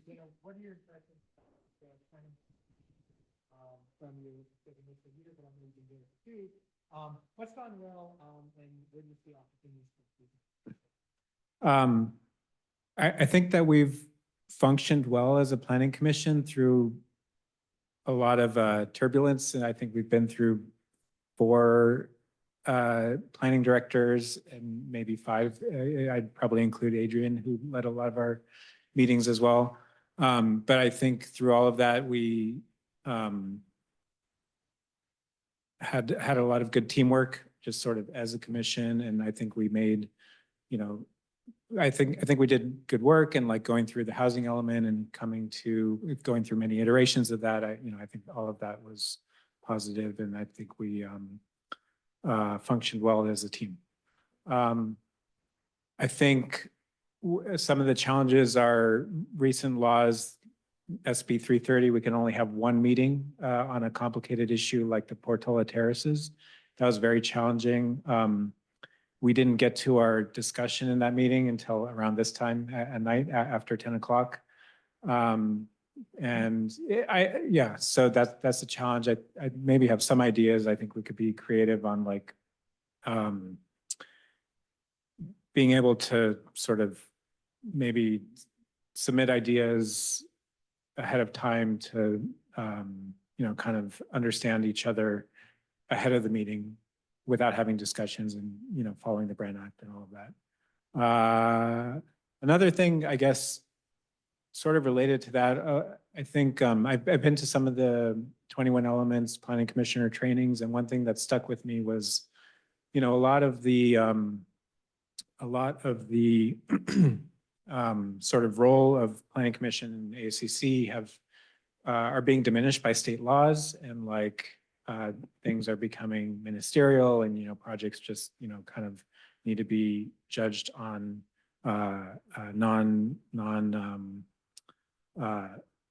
what's the word? Discretionary. Non-discretionary judgments. So, but even given that, maybe the role of the Planning Commission and what it does can be more long-term, forward-looking, and like, for example, if we were to develop a plan for Portola Valley for the next 20 years and actually do longer-term planning, I think that would be really interesting. Or kind of lay out some frameworks of, okay, these are like the ways that we establish those rules that the projects are then judged by. Okay. On its face, this is obvious, but I actually think there could be a level of subtlety here. What do you view as the duties of the Planning Commission? And obviously, what the job is, but I guess the way I'd ask it to you is, what's your role for the town? Like, what is the duty that the Planning Commission should serve? And it kind of keys off of what you were just saying, I think. Right. So, broadly, it's dealing with land use planning, and it involves both doing work to kind of create the municipal codes and other aspects and, review changes to general plan and things like the housing element, safety element. So kind of helping to create those rules. And then in other cases, acting as like a judgment body when some projects come before us, or when, broader changes like housing element comes before us and we're a recommending body to the town council. I maybe to somewhat get at where you were trying to encompass with the question. I think the Planning Commission is there serving as sort of like a voice of the public as well in that whole process. And, often that's like, hey, this thing is really complicated and doesn't make sense. So like, as the planning commissioners, we're the ones who can like kind of ask the questions and try to like clarify things for the public. And, just the fact that our town, the public is sort of creating these rules that we live by together. And I think, that the Planning Commission serves an important role there. Great, thank you. Thank you. Next question is, what strategies would you use to build consensus among members of the Planning Commission? Right. Yeah, it's tricky because, Brown Act, we're just having those discussions in the meetings. I think often I've noticed like none that there's disagreements per se, but people understand things differently. We're dealing with very complicated issues. So I always try to like pay attention to like what questions people are asking and, sometimes try to jump in and clarify, is this, are you understanding it this way? Just basically make sure we're getting on the same page of a common understanding of the facts to like then make those decisions and judgments. And sometimes like, if we have a common understanding, we just have different opinions, well, then maybe in some cases having consensus is not that important there. It's just, we have different judgments depending on what the issue is. But other times, there's room to, okay, we're accepting something, but we're adding conditions of approval. And so it's a matter of, understanding, okay, maybe if we could add this condition, we could have a more, we could have more consensus and, that's, and being open to listen to other people's concerns.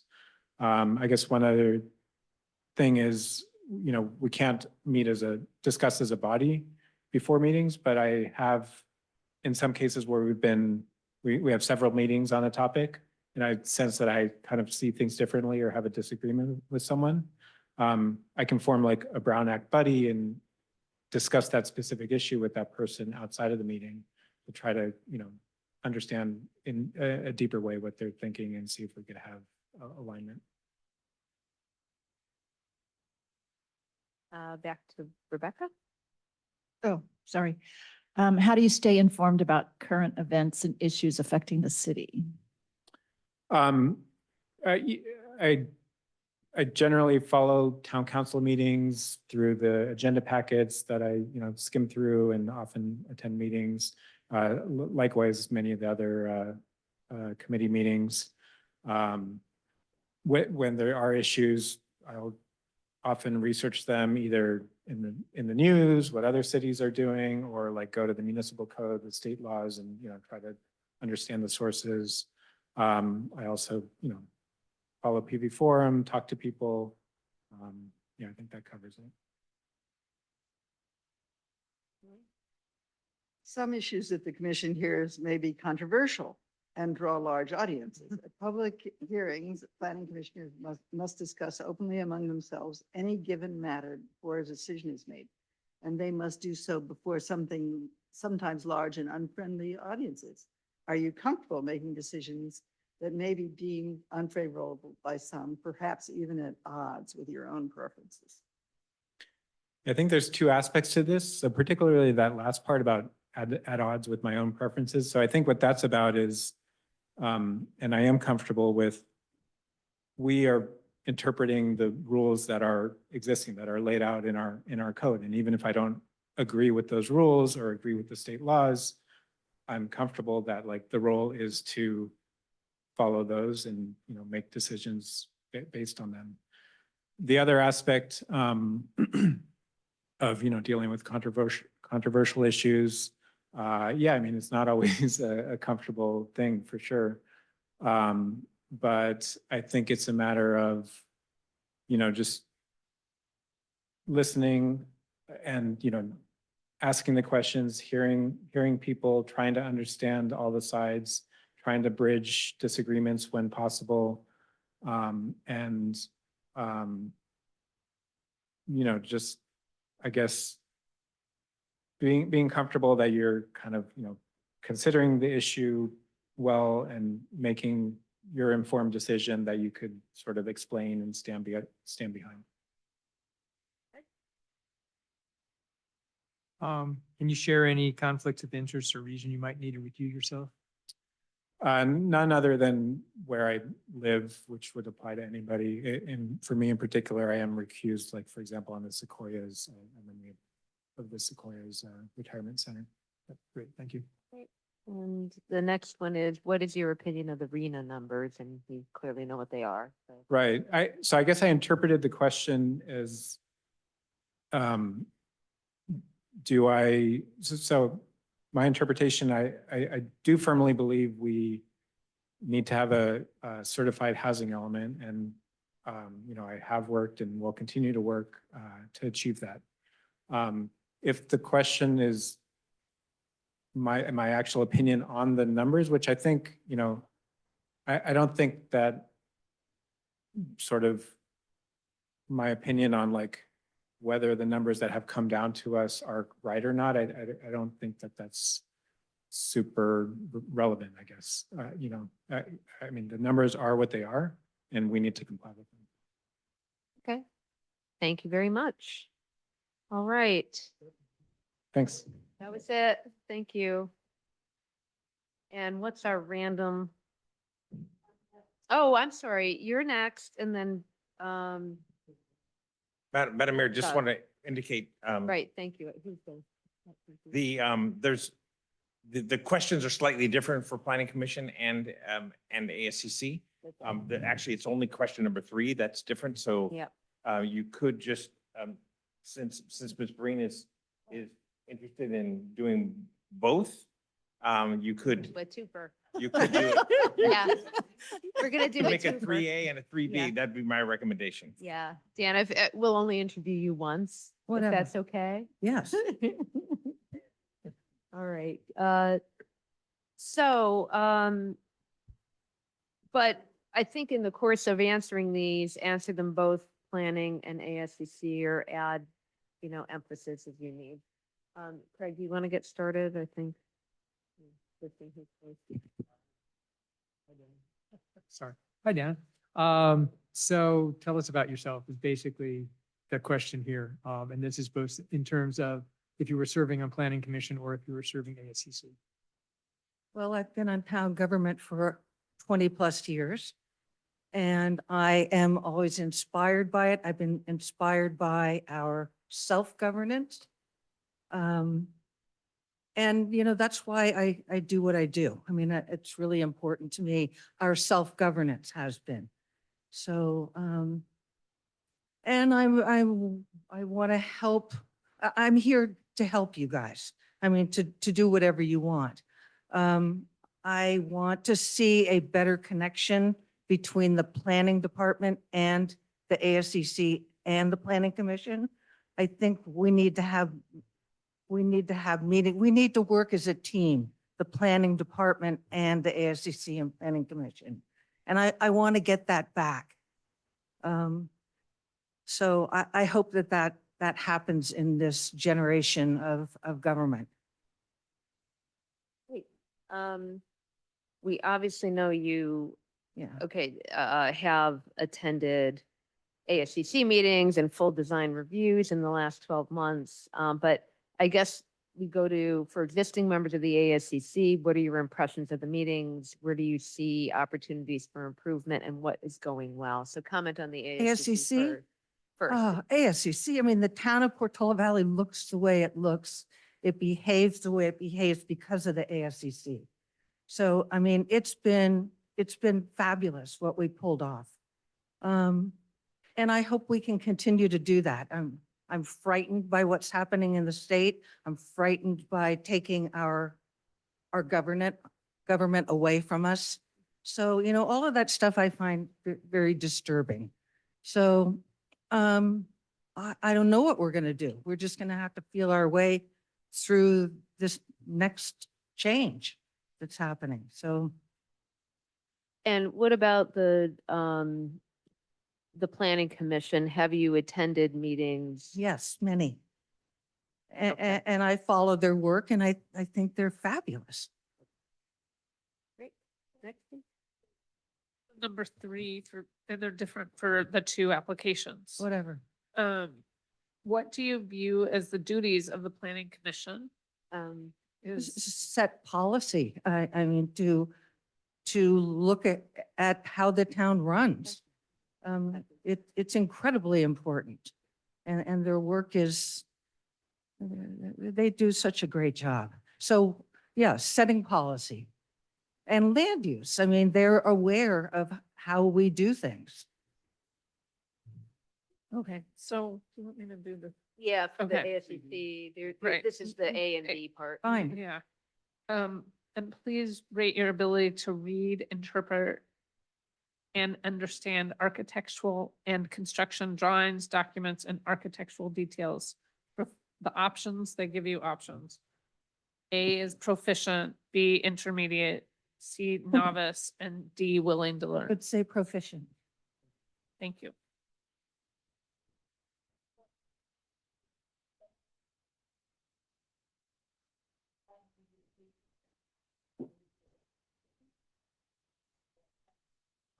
To build consensus, you know, always have been very conscious of the Brown Act and we don't confer a lot. We meet more than the Planning Commission does because we have our site meetings and I kind of hear the questions that people ask.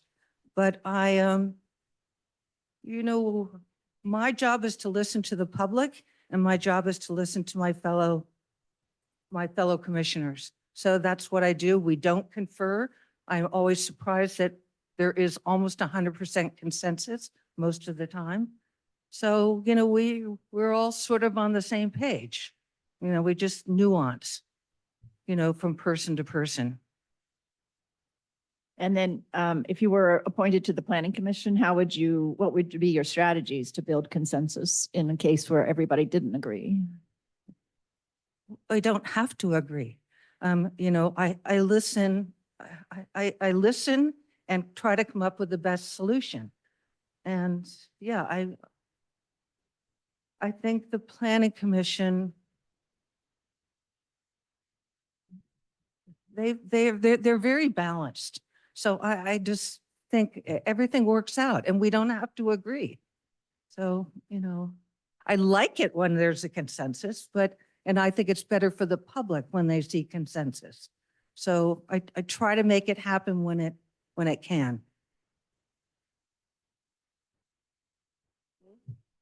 Okay, how do you view the balance between the rights of single-family property owners to develop their property and choose the design of their house versus impacts to the character of the surrounding streetscape and the right of neighboring property owners? Well, we've never been the style police. So, you know, and I feel very strongly if someone has their dream that they should try to make that happen for themselves. So, you know, it's been very interesting on ASCC all these years that people come up and thank us afterwards and said, we have a better project because of the ASCC. So, you know, again, just always acutely listening to the public and my fellow commissioners. And that's how we arrive at consensus. So we listen. Where do you want to go here? Where do you go? I know they are starting to They're split different. now. Just pick one and I'll. What? That's number 5. Oh, okay, how about 5 P in this case. You're on the planning commission now. How do you stay informed about current events and issues affecting the city? Because I go to meetings. I go to the other meetings. I listen to the finance committee. I listen to all of these things to try to keep myself informed. So, and I talk to the public. I'll get six, and then you can get 6, 7. I think a healthy government invites dissent. And that's how I inform myself. That's what the dialectic is about. I like that. So So mine's the long wordy question. Yeah. So some issues, this is a planning commission question. Skip the Um, middle. Some issues that the commission hears may be controversial and draw large audiences. At public hearings, planning commissioners must discuss openly among themselves any given matter before a decision is made. And they must do so before sometimes large and unfriendly audiences. Are you comfortable making decisions that may be deemed unfavorable by some, perhaps even at odds with your own preferences? that happens a lot. Yeah. You know, in the last month, we think we had a meeting with about 50 or 60 people, and there were only 3 of us. So, you know, we got it done. Okay, this one is, in general, foreseeable conflicts of interest or reasons you may need to recuse yourself. That happens, and I recuse myself if it's a property that I'm near or something that I've worked on. Okay, and that I think would apply to both ASCC and planning, has Yeah. similar principles. Okay, I mean, for anybody Yeah. on any committee. You recuse yourself if you have a conflict. Great, that was it. Last question. There is the last question. yeah, The Rena. Um, we'd like to hear about your opinion on RENA, Regional Housing Number Yes, I Allocation. feel for me that feels kind of irrelevant to the work that I do. You know, how I feel about the RENA number doesn't affect how I am as a commissioner. Because I'm listening to the public and I'm listening to my fellow members. So I don't see that, for me, the relevance is not there. Okay, thank you. Thank you, Deanna. Huh? That was it. Thank you. Thank you. Is that Through it? 10 minutes, yes. And we are going Madam Mayor, on- just a process question. Yeah, Did you wish to talk to the other ASCC applicant who was also Yeah. interested in the planning commission Yes. at this point? yes, yeah. Or stick to the random? No. No, we should, Yep. yeah. So that would be Doug Morse. Sorry if I mispronounced that.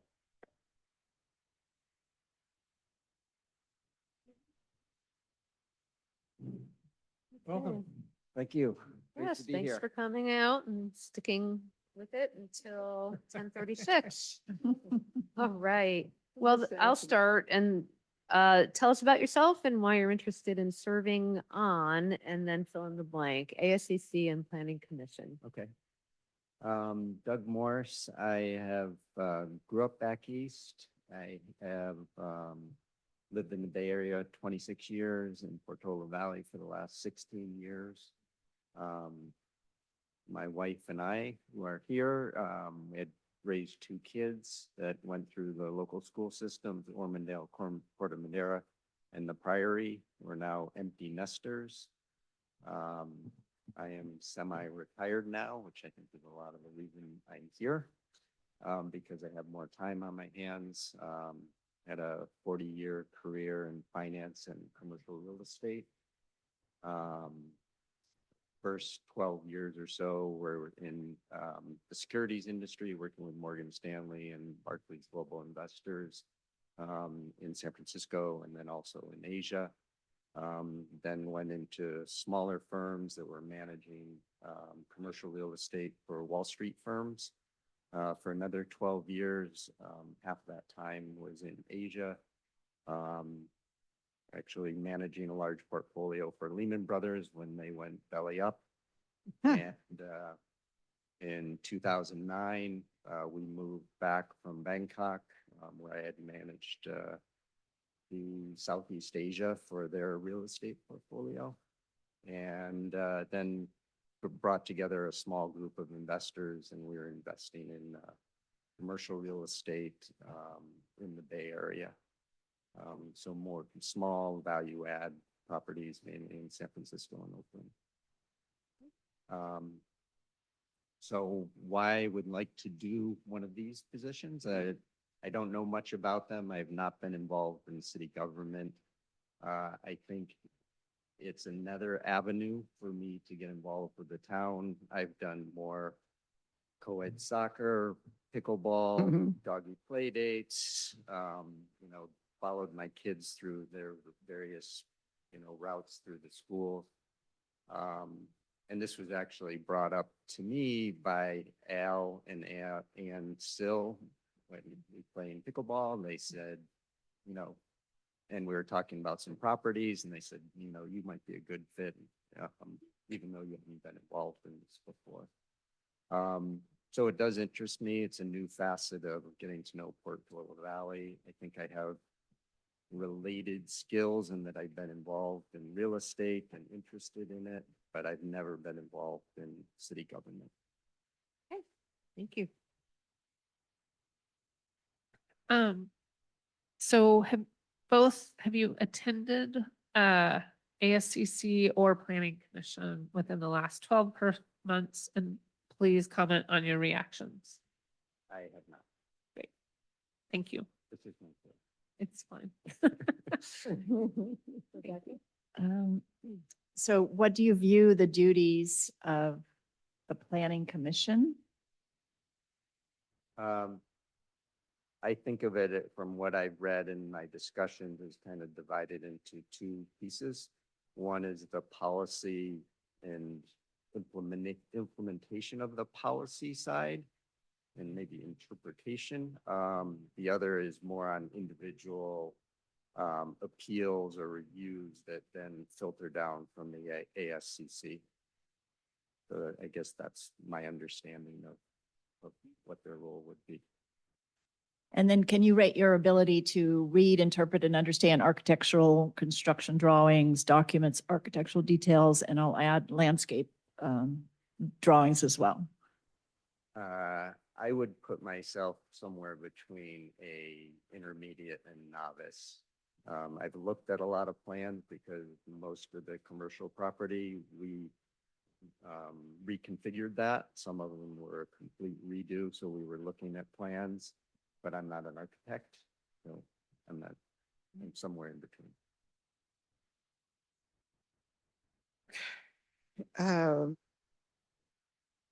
What strategies would you use to build consensus among members of either the ASCC or the Planning Commission? And you see a difference? I think for me, it's a general question of how do you interact well as a larger group, which I've been involved with very bureaucratic, large organizations. And it seems to me going into a meeting properly prepared and knowing the subject and respecting people and being able, listening and being able to put yourself in their shoes. So a lot of that becomes knowledge and respect. And I think all of us, given the time it is, it's about, valuing other people's time. Yeah. Okay. Yeah, sounds good. So then let me start with the Planning Commission, question number 5, which is, how would you stay informed about current events and issues affecting the city? I mean, it sounds like you said, you're sort of involved in the social side, Yeah. but you haven't been so involved in the other piece. So how would you go about that? It would be new for me. I think I would get to know the website much better, I need to attend some of, probably not just the meetings of the commission that I was on, coming to this meeting or, and just reading up. Okay. I think that's, or take your suggestions of how do I get caught up? Well, we have a few- municipal code you can read. Yeah. It's quite exciting. And some heavy-duty books. Lots of big books. Yeah. Okay, so then I'm going to ask you the number 5 from ASCC. How do you view the balance between the right of single-family property owners to develop their property and choose the design of their houses versus the impacts to the character and surrounding streetscape and the rights of neighboring property owners. That's sort of the conflict Yeah. question.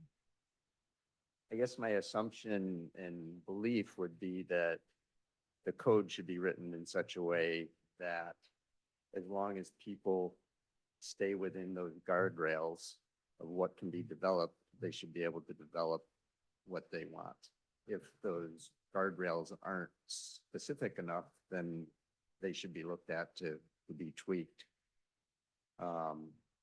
So I guess I think of an example. I lived in Breckenridge, Colorado for a ski semester, and it's a beautiful town that all looks the same because they require certain colors on all the houses, and that's what they choose. And people, as long as they stay within that envelope, that's what they can make what they want.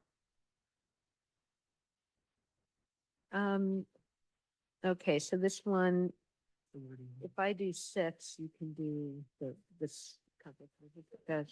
So I'll do the wordy one. Some issues the commission hears, and that's the planning commission. I just want to make sure I'm asking the right one. May be controversial and draw large audiences.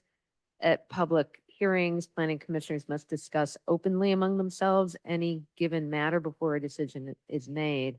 And they must do so before sometimes large and unfriendly audiences. Are you comfortable making decisions that may be deemed unfavorable by some, perhaps even at odds with your own preferences?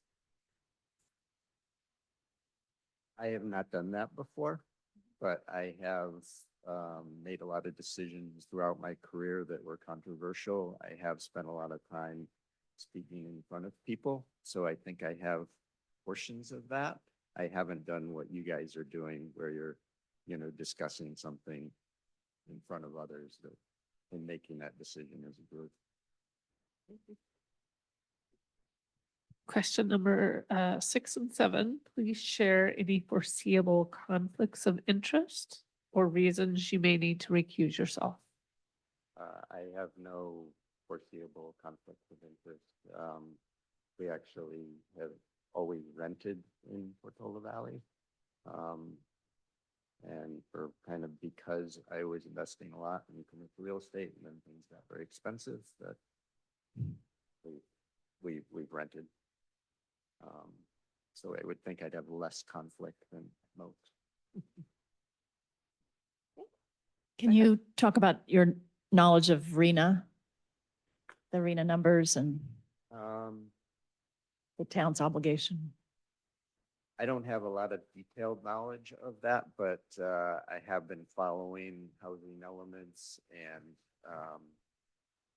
I am a proponent of the need on a state level to increase the housing, and that certain vested local interests throughout the state needed to be pushed. So conceptually, it makes sense to me that it had to be done to assign certain additional housing.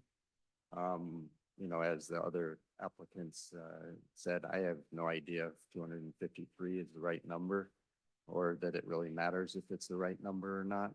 But I do believe that, each community has to pull its own weight to help with that. I think that's. Is it appropriate to ask where he lives? Sure. I live. Are you a resident of Portola Valley? Yeah, I have been for 16 years. Where do you live? I live on Tan Oak. Yeah. Great. Thank you. Thank you very much. And now, Terrence, I think we need the randomized ASCC applicants other than the last 2 we've heard from already. And Dixon is not interviewing. She submitted written responses, so you should all have received that. Congratulations to her, by the way, if she's listening in, but we understand why she's not here, so who's next? I hope not. Although she might well be up anyway. Okay, so the following in random order, it would be Lance Vaughn, followed by Catherine McGill. Super. Great. Could I so 2 people dropped out? Yeah, I think we got the number.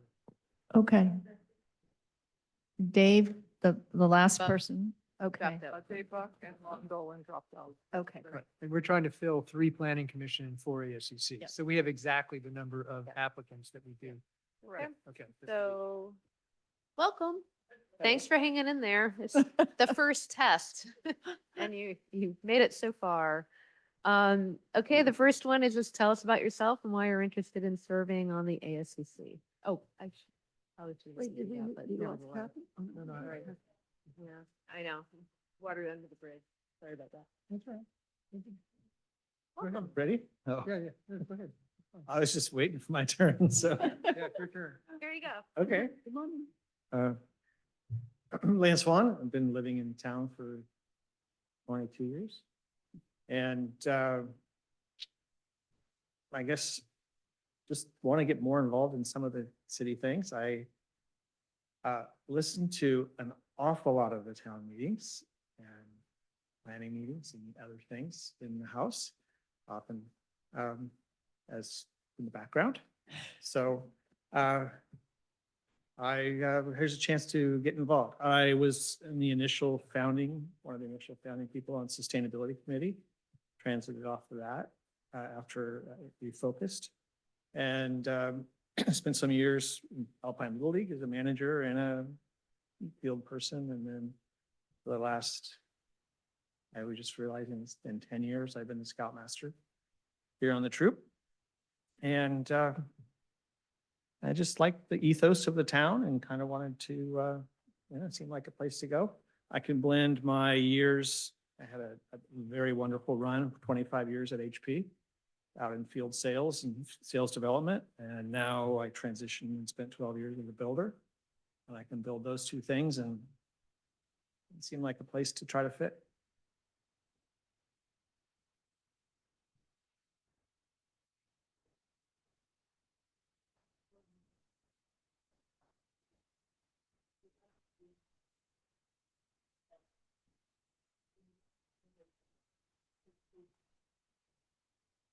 Virtually, yes.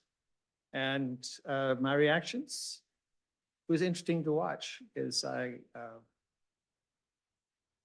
it kind of fits my style. Everybody seemed to have areas of interest and there was a little bit of overlap, but everybody seemed to kind of have a place they could contribute.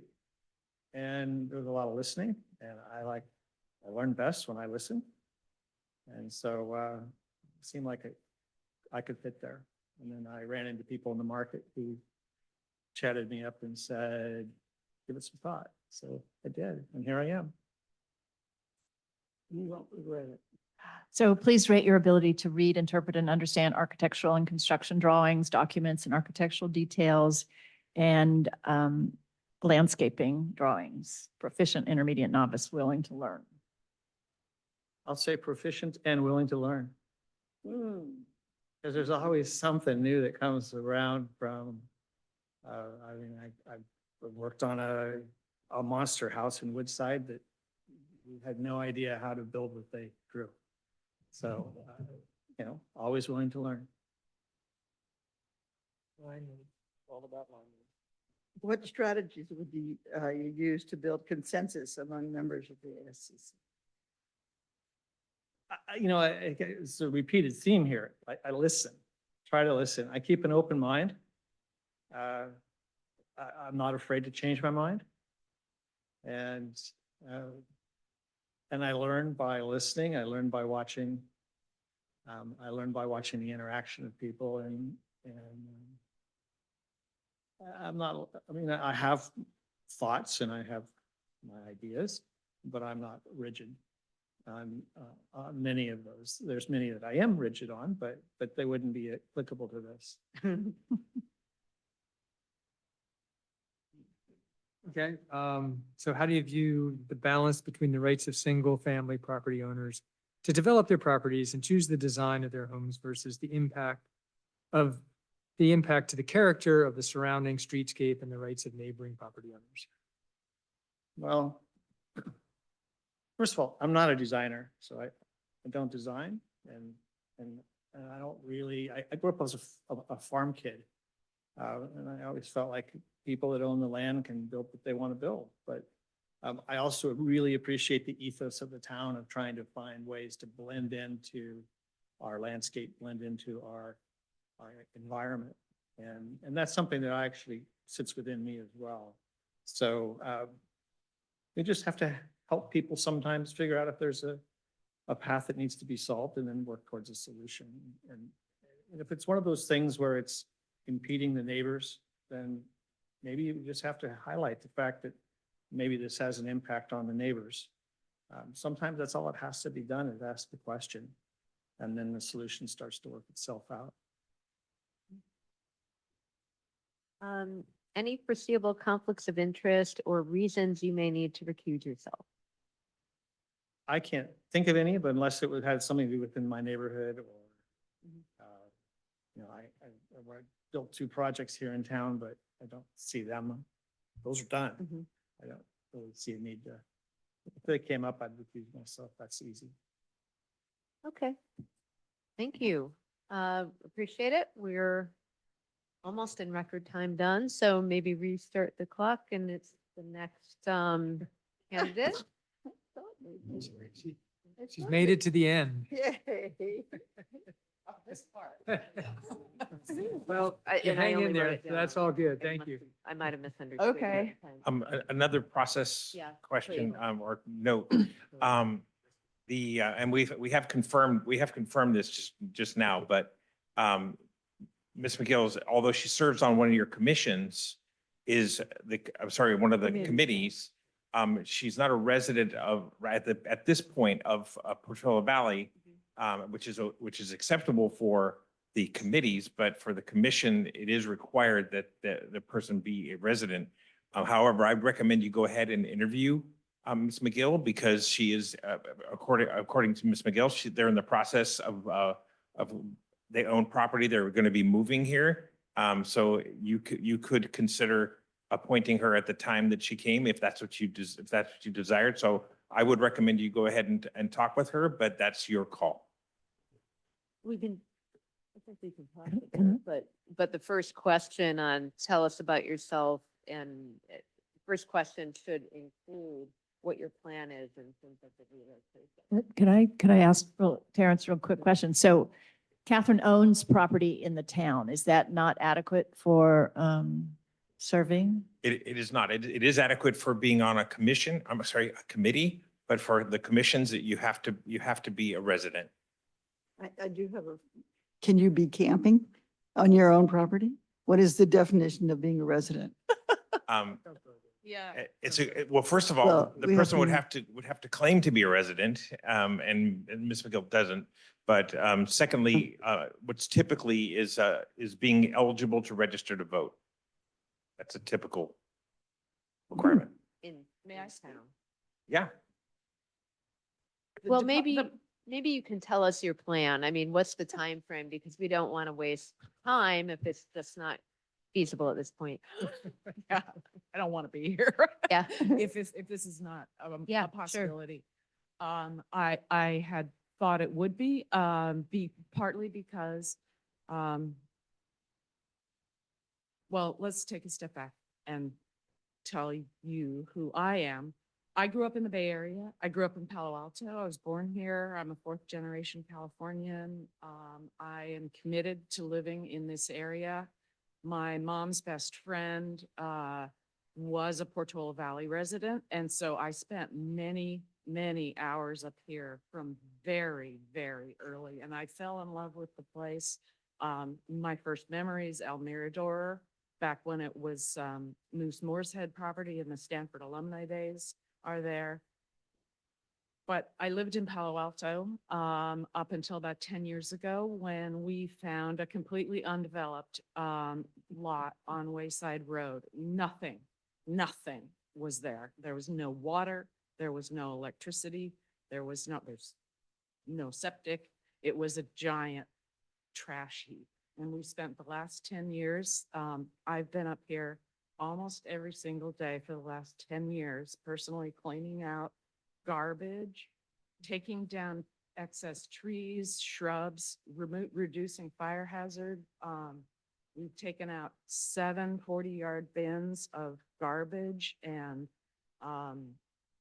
fuel. And so I feel like I have demonstrated a commitment to the community, just from my personal commitment to the land that we own.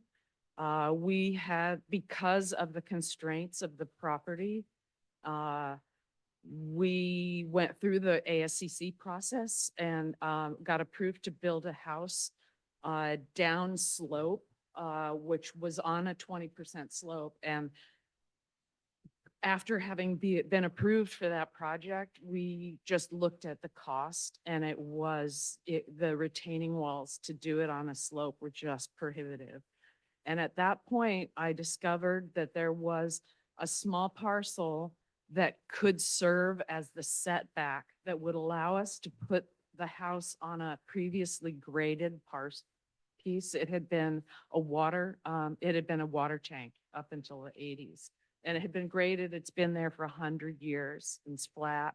And so we went through the process of designing a new home and have actually begun construction. They're almost done with the foundation for it. But I don't know when we're going to be able to move in, right? I mean, we don't have to listen to, I mean, we're actually going to be doing completely off grid because we have no access to PG&E. And so we don't have to live with the uncertainty of whenever PG&E is going to hook us up. But we still, things happen, right? I mean, I'm terrified of the tariffs that are coming down the pike right now. So I don't know what's going to happen to our project. But the DMV does believe that we reside in Portola Valley because all of our cars are registered in Portola Valley. I thought I registered to vote in Portola Valley, but actually registered to vote in Redwood Shores. So that's the one thing, is that I'm not registered to vote in Portola Valley at this moment. So Thank you. but I have a commitment and I intend to live here. Yeah. But at this point, it's aspirational. Yeah. so. So a process or a strategic question for Terrence then, because it sounds like if we were to, like, you kind of implied we might hold a spot if it was in the near future, but You can't what do that. our options are interview and keep her in mind, don't interview. Lay it out for me, because it's not seeming like Sure. the near term So appointment. you have as many applicants, including Ms. McGill. Yes. You have as many applicants as you have positions, so you Right. could leave one of the positions open. You have to leave one of the positions Yes. open. And it could either be ASCC or Planning Commission. The commissions can function. Yeah. So your options would be, you could re-advertise the position to try to find new applicants to come forward. And if at that time, Ms. McGill has moved into the location, then she could reapply and go forward. Or if it was a certain time frame, there's no time frame from the interview when you have to make an appointment. So you could wait a few months to see if you could leave the position open and do that. That's the council's call. Okay, so that's going to be for discussion amongst the council. The question is whether we proceed with the interview. We still have to take public comment on the ASCC and PC candidates. So I don't want to have that discussion before we take any public comment. So are people comfortable proceeding with the interview, or should we vote to or So- postpone? So can I just ask, you said you had just done your framing, is that right? This foundation. Foundation. The foundation. So you is are done. a good year away, probably. Oh, easy. Yeah. Yeah, so. Okay, so unfortunately, I think we do need a full body. And I'm looking forward to you being back in a year after you're in your house, right? But I do think that that's my opinion. I don't know about my colleagues. And registering to vote doesn't doesn't make a Not difference. according to the rules. There's legal, like, yeah, I think, I, like, You need to be a resident, so, Yeah. right. that you need to be legally residing in Portola Valley. Okay. And that's for so- both Planning Commission and ASCC. Yes. That is correct. And that's part of our municipal code or state law? State, It's on front page of our commissioner handbook. Is that something that we as a group could in a future meeting actually change to say you have to own property in town or rent? Let's focus on We'd have what to, we need to do. yes. It's getting late and Yep. everyone's been here for a long time. I was just to say, that's a town attorney question. Yes, and You're not she's gonna do that tonight. not here now. So I mean, let's do a quick poll. I don't think it's worth proceeding at this point, although we've been, a valuable contributor at the committee level. I don't see an eligibility here right now. I'm willing to spend 10 minutes going through the questions if people feel strongly. No, I think we I mean, should- I want to thank Catherine for, for staying through this whole meeting. And we would look forward to you reapplying. I would love to see you on the ASCC, but I think it's premature at this moment. So, Yeah. but thanks for being here. All right. But I would like to say that you're the best on conservation, so conservation would sorely miss you. Thank you for saying that. I appreciate it. I enjoy my time. And what I wanted to say, all I want to say is have really, really enjoyed my time on conservation. I've learned a lot. I've learned how to read plans. I've enjoyed the ASCC process. I've felt like there's been a big struggle with through the ASCC over the last couple of years.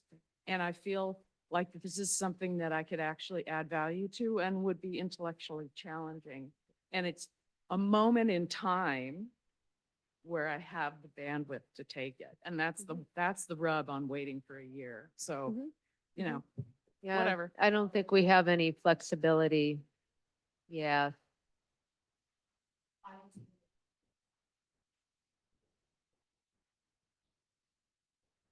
Sure. Yeah, we apologize. We Oh. really do. Sorry. Thank you. Thanks, Catherine. Okay, so, public comments. Deanna, do you have a question or?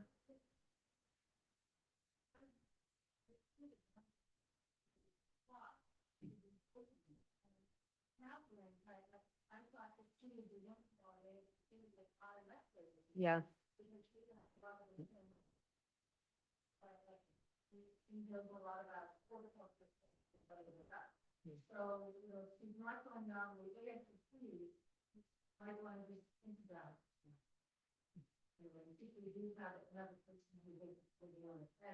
Yep. Yes.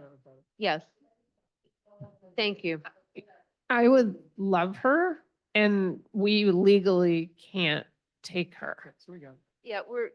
Yeah, Let's do public comment. yeah, we're gonna do, okay.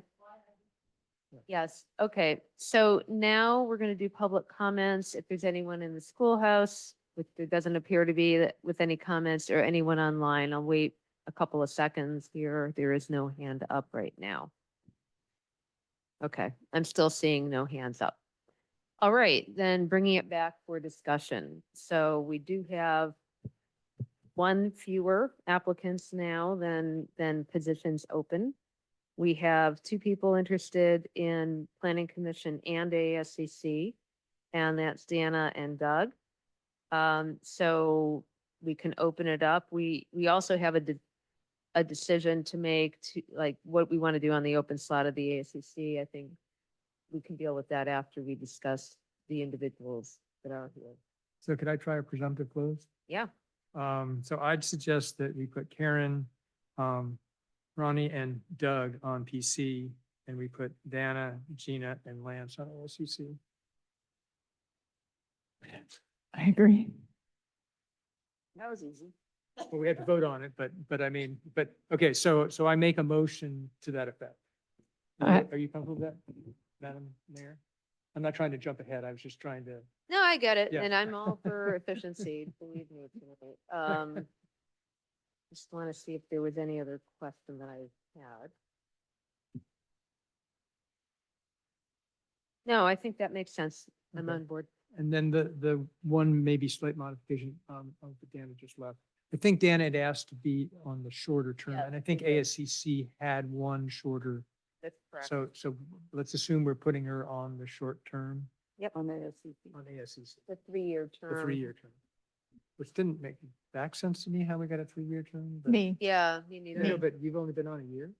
I was normally- reappointed. Yeah. Anyway, whatever it is, just, Okay. that's the only addition I'd add is that we'll put her on the shorter term. Okay. Okay, so that's the motion. Are you comfortable with seconding that slightly complicated addition? I'll second the motion. Thank you. Councilmember Flynn, Aye. Councilmember Hefty, Aye. Councilmember Walter, Aye. Vice Mayor Taylor, Aye. Mayor Haskell. Aye. Thank you all. Congratulations. We look forward to your further participation or starting participation and really appreciate the time and effort that you're going to be making. And Check wish your you the best. calendar. May all your meetings end early. Check your calendar. Planning is next week, right? Or is it? It is. All right, so we still have to finish our agenda. Yeah, we We're do. not quite done. We are not done yet, Oh my goodness. so we have subcommittee reports. Hey, Terrence? Terrence? Hey, Terrence. Terrence, we have to finish our meeting. So if you guys either go outside or, yeah, thank you. Yeah. That's all right. Yeah. So just scrolling down to the end, we've got subcommittee reports. And the only thing I have is a verbal report. Does anyone else have anything to report? Just a note that Chet Rucky had resigned from the Geologic Safety Committee after many, many, many years. So he submitted this last week, and so we'll need to look at the number there. I don't know if we need another one, but anyway, I do want to recognize his true and extended service to the town with incredible amounts of expertise and background, and hopefully he'll still be involved in a way that makes sense for him for now. So thank you, Chet, if you are listening or you read the recording. Anyone else? Nope. I'd like to do a verbal report on the ad hoc site evaluation committee. Thank you. Yes. It's been, we've been compulsive about every 2 weeks. We've worked very hard. We've got a list up to about 35 sites that we've evaluated and talked to the people. We have one, well, certainly we have at least 2 very good possibilities. One of them dovetails with the Christchurch dovetails with the public comment that was made about septic. Because that would require septic at Christchurch. They're moving ahead and they have a planning grant. So we also, and maybe this, we also brought up, Terrence, were you there online, maybe at the, anyway, Terrence and the Fogartys, the three members of the Fogarty family met, and they're very willing to discuss how we can do this. So we need a little bit of more, we're waiting for them to do the research rather than spending on money doing the research on farm worker housing and very low income housing on Skyline. That is probably the most exciting aspect, but there's also a variety of other possibilities that are slowly developing. We have more questions to ask, more people to contact. We're meeting on Friday with MROSD to talk about the Hawthorns and to talk about the property next to the property at the entrance to Windy Hill, which that with the Neelys have an easement over the MROSD property there. But that's just an easement. That's MROSD property there. So there's three things that are exciting about this. The Fogarty property is adjacent to the MROSD property on Skyline. So there's a possibility of acquiring that for possibly for partly, at least half, it's about 15 acres, partly for open space and partly for, so it's a very exciting combination of things. It would solve a number of our problems with connectivity and trails, as well as improving the Skyline corridor, which is one of the things we've been working on. So a lot of things are sort of coming together. We'd like to bring it to the council at the end of February for, we have a list of questions, which we're hoping that you will answer for us. For more direction as For more opposed to the direction. final Yeah, report. yeah. Okay.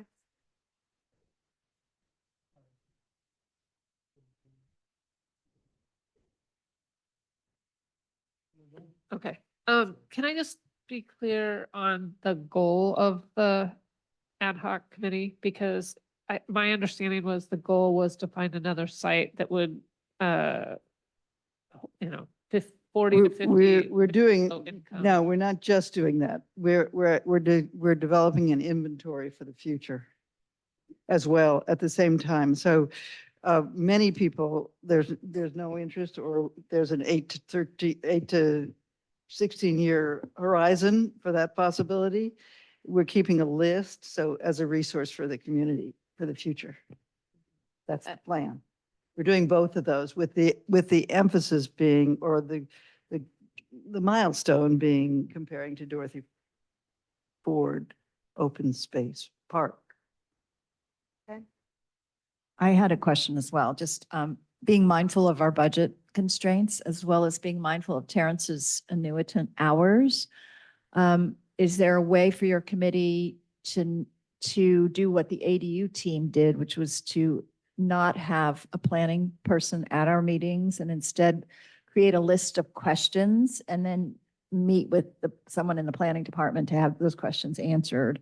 Absolutely. I mean, So that we could not- Terrence is PRN, as we say. This in is medicine. getting to be more substantive than is PRN. appropriate As for a needed. subcommittee report. I mean, I'm not, those are valid points, but this is not the right We're very moment. late on staff, except when we've gotten very close to the next step. And we may be very close to the next step. I mean, there was a 5-hour meeting yesterday, right? Were you there the whole time? You brave man. Okay, again, I want to report. I don't want to open it beyond that. And we do need to take public comment on any of the subcommittee reports. So I'll just give it a few seconds here. And I'm not seeing anyone who is offering any public comments, so we can close that and call for an adjournment. Motion to adjourn. Seconded. All right, we are adjourned.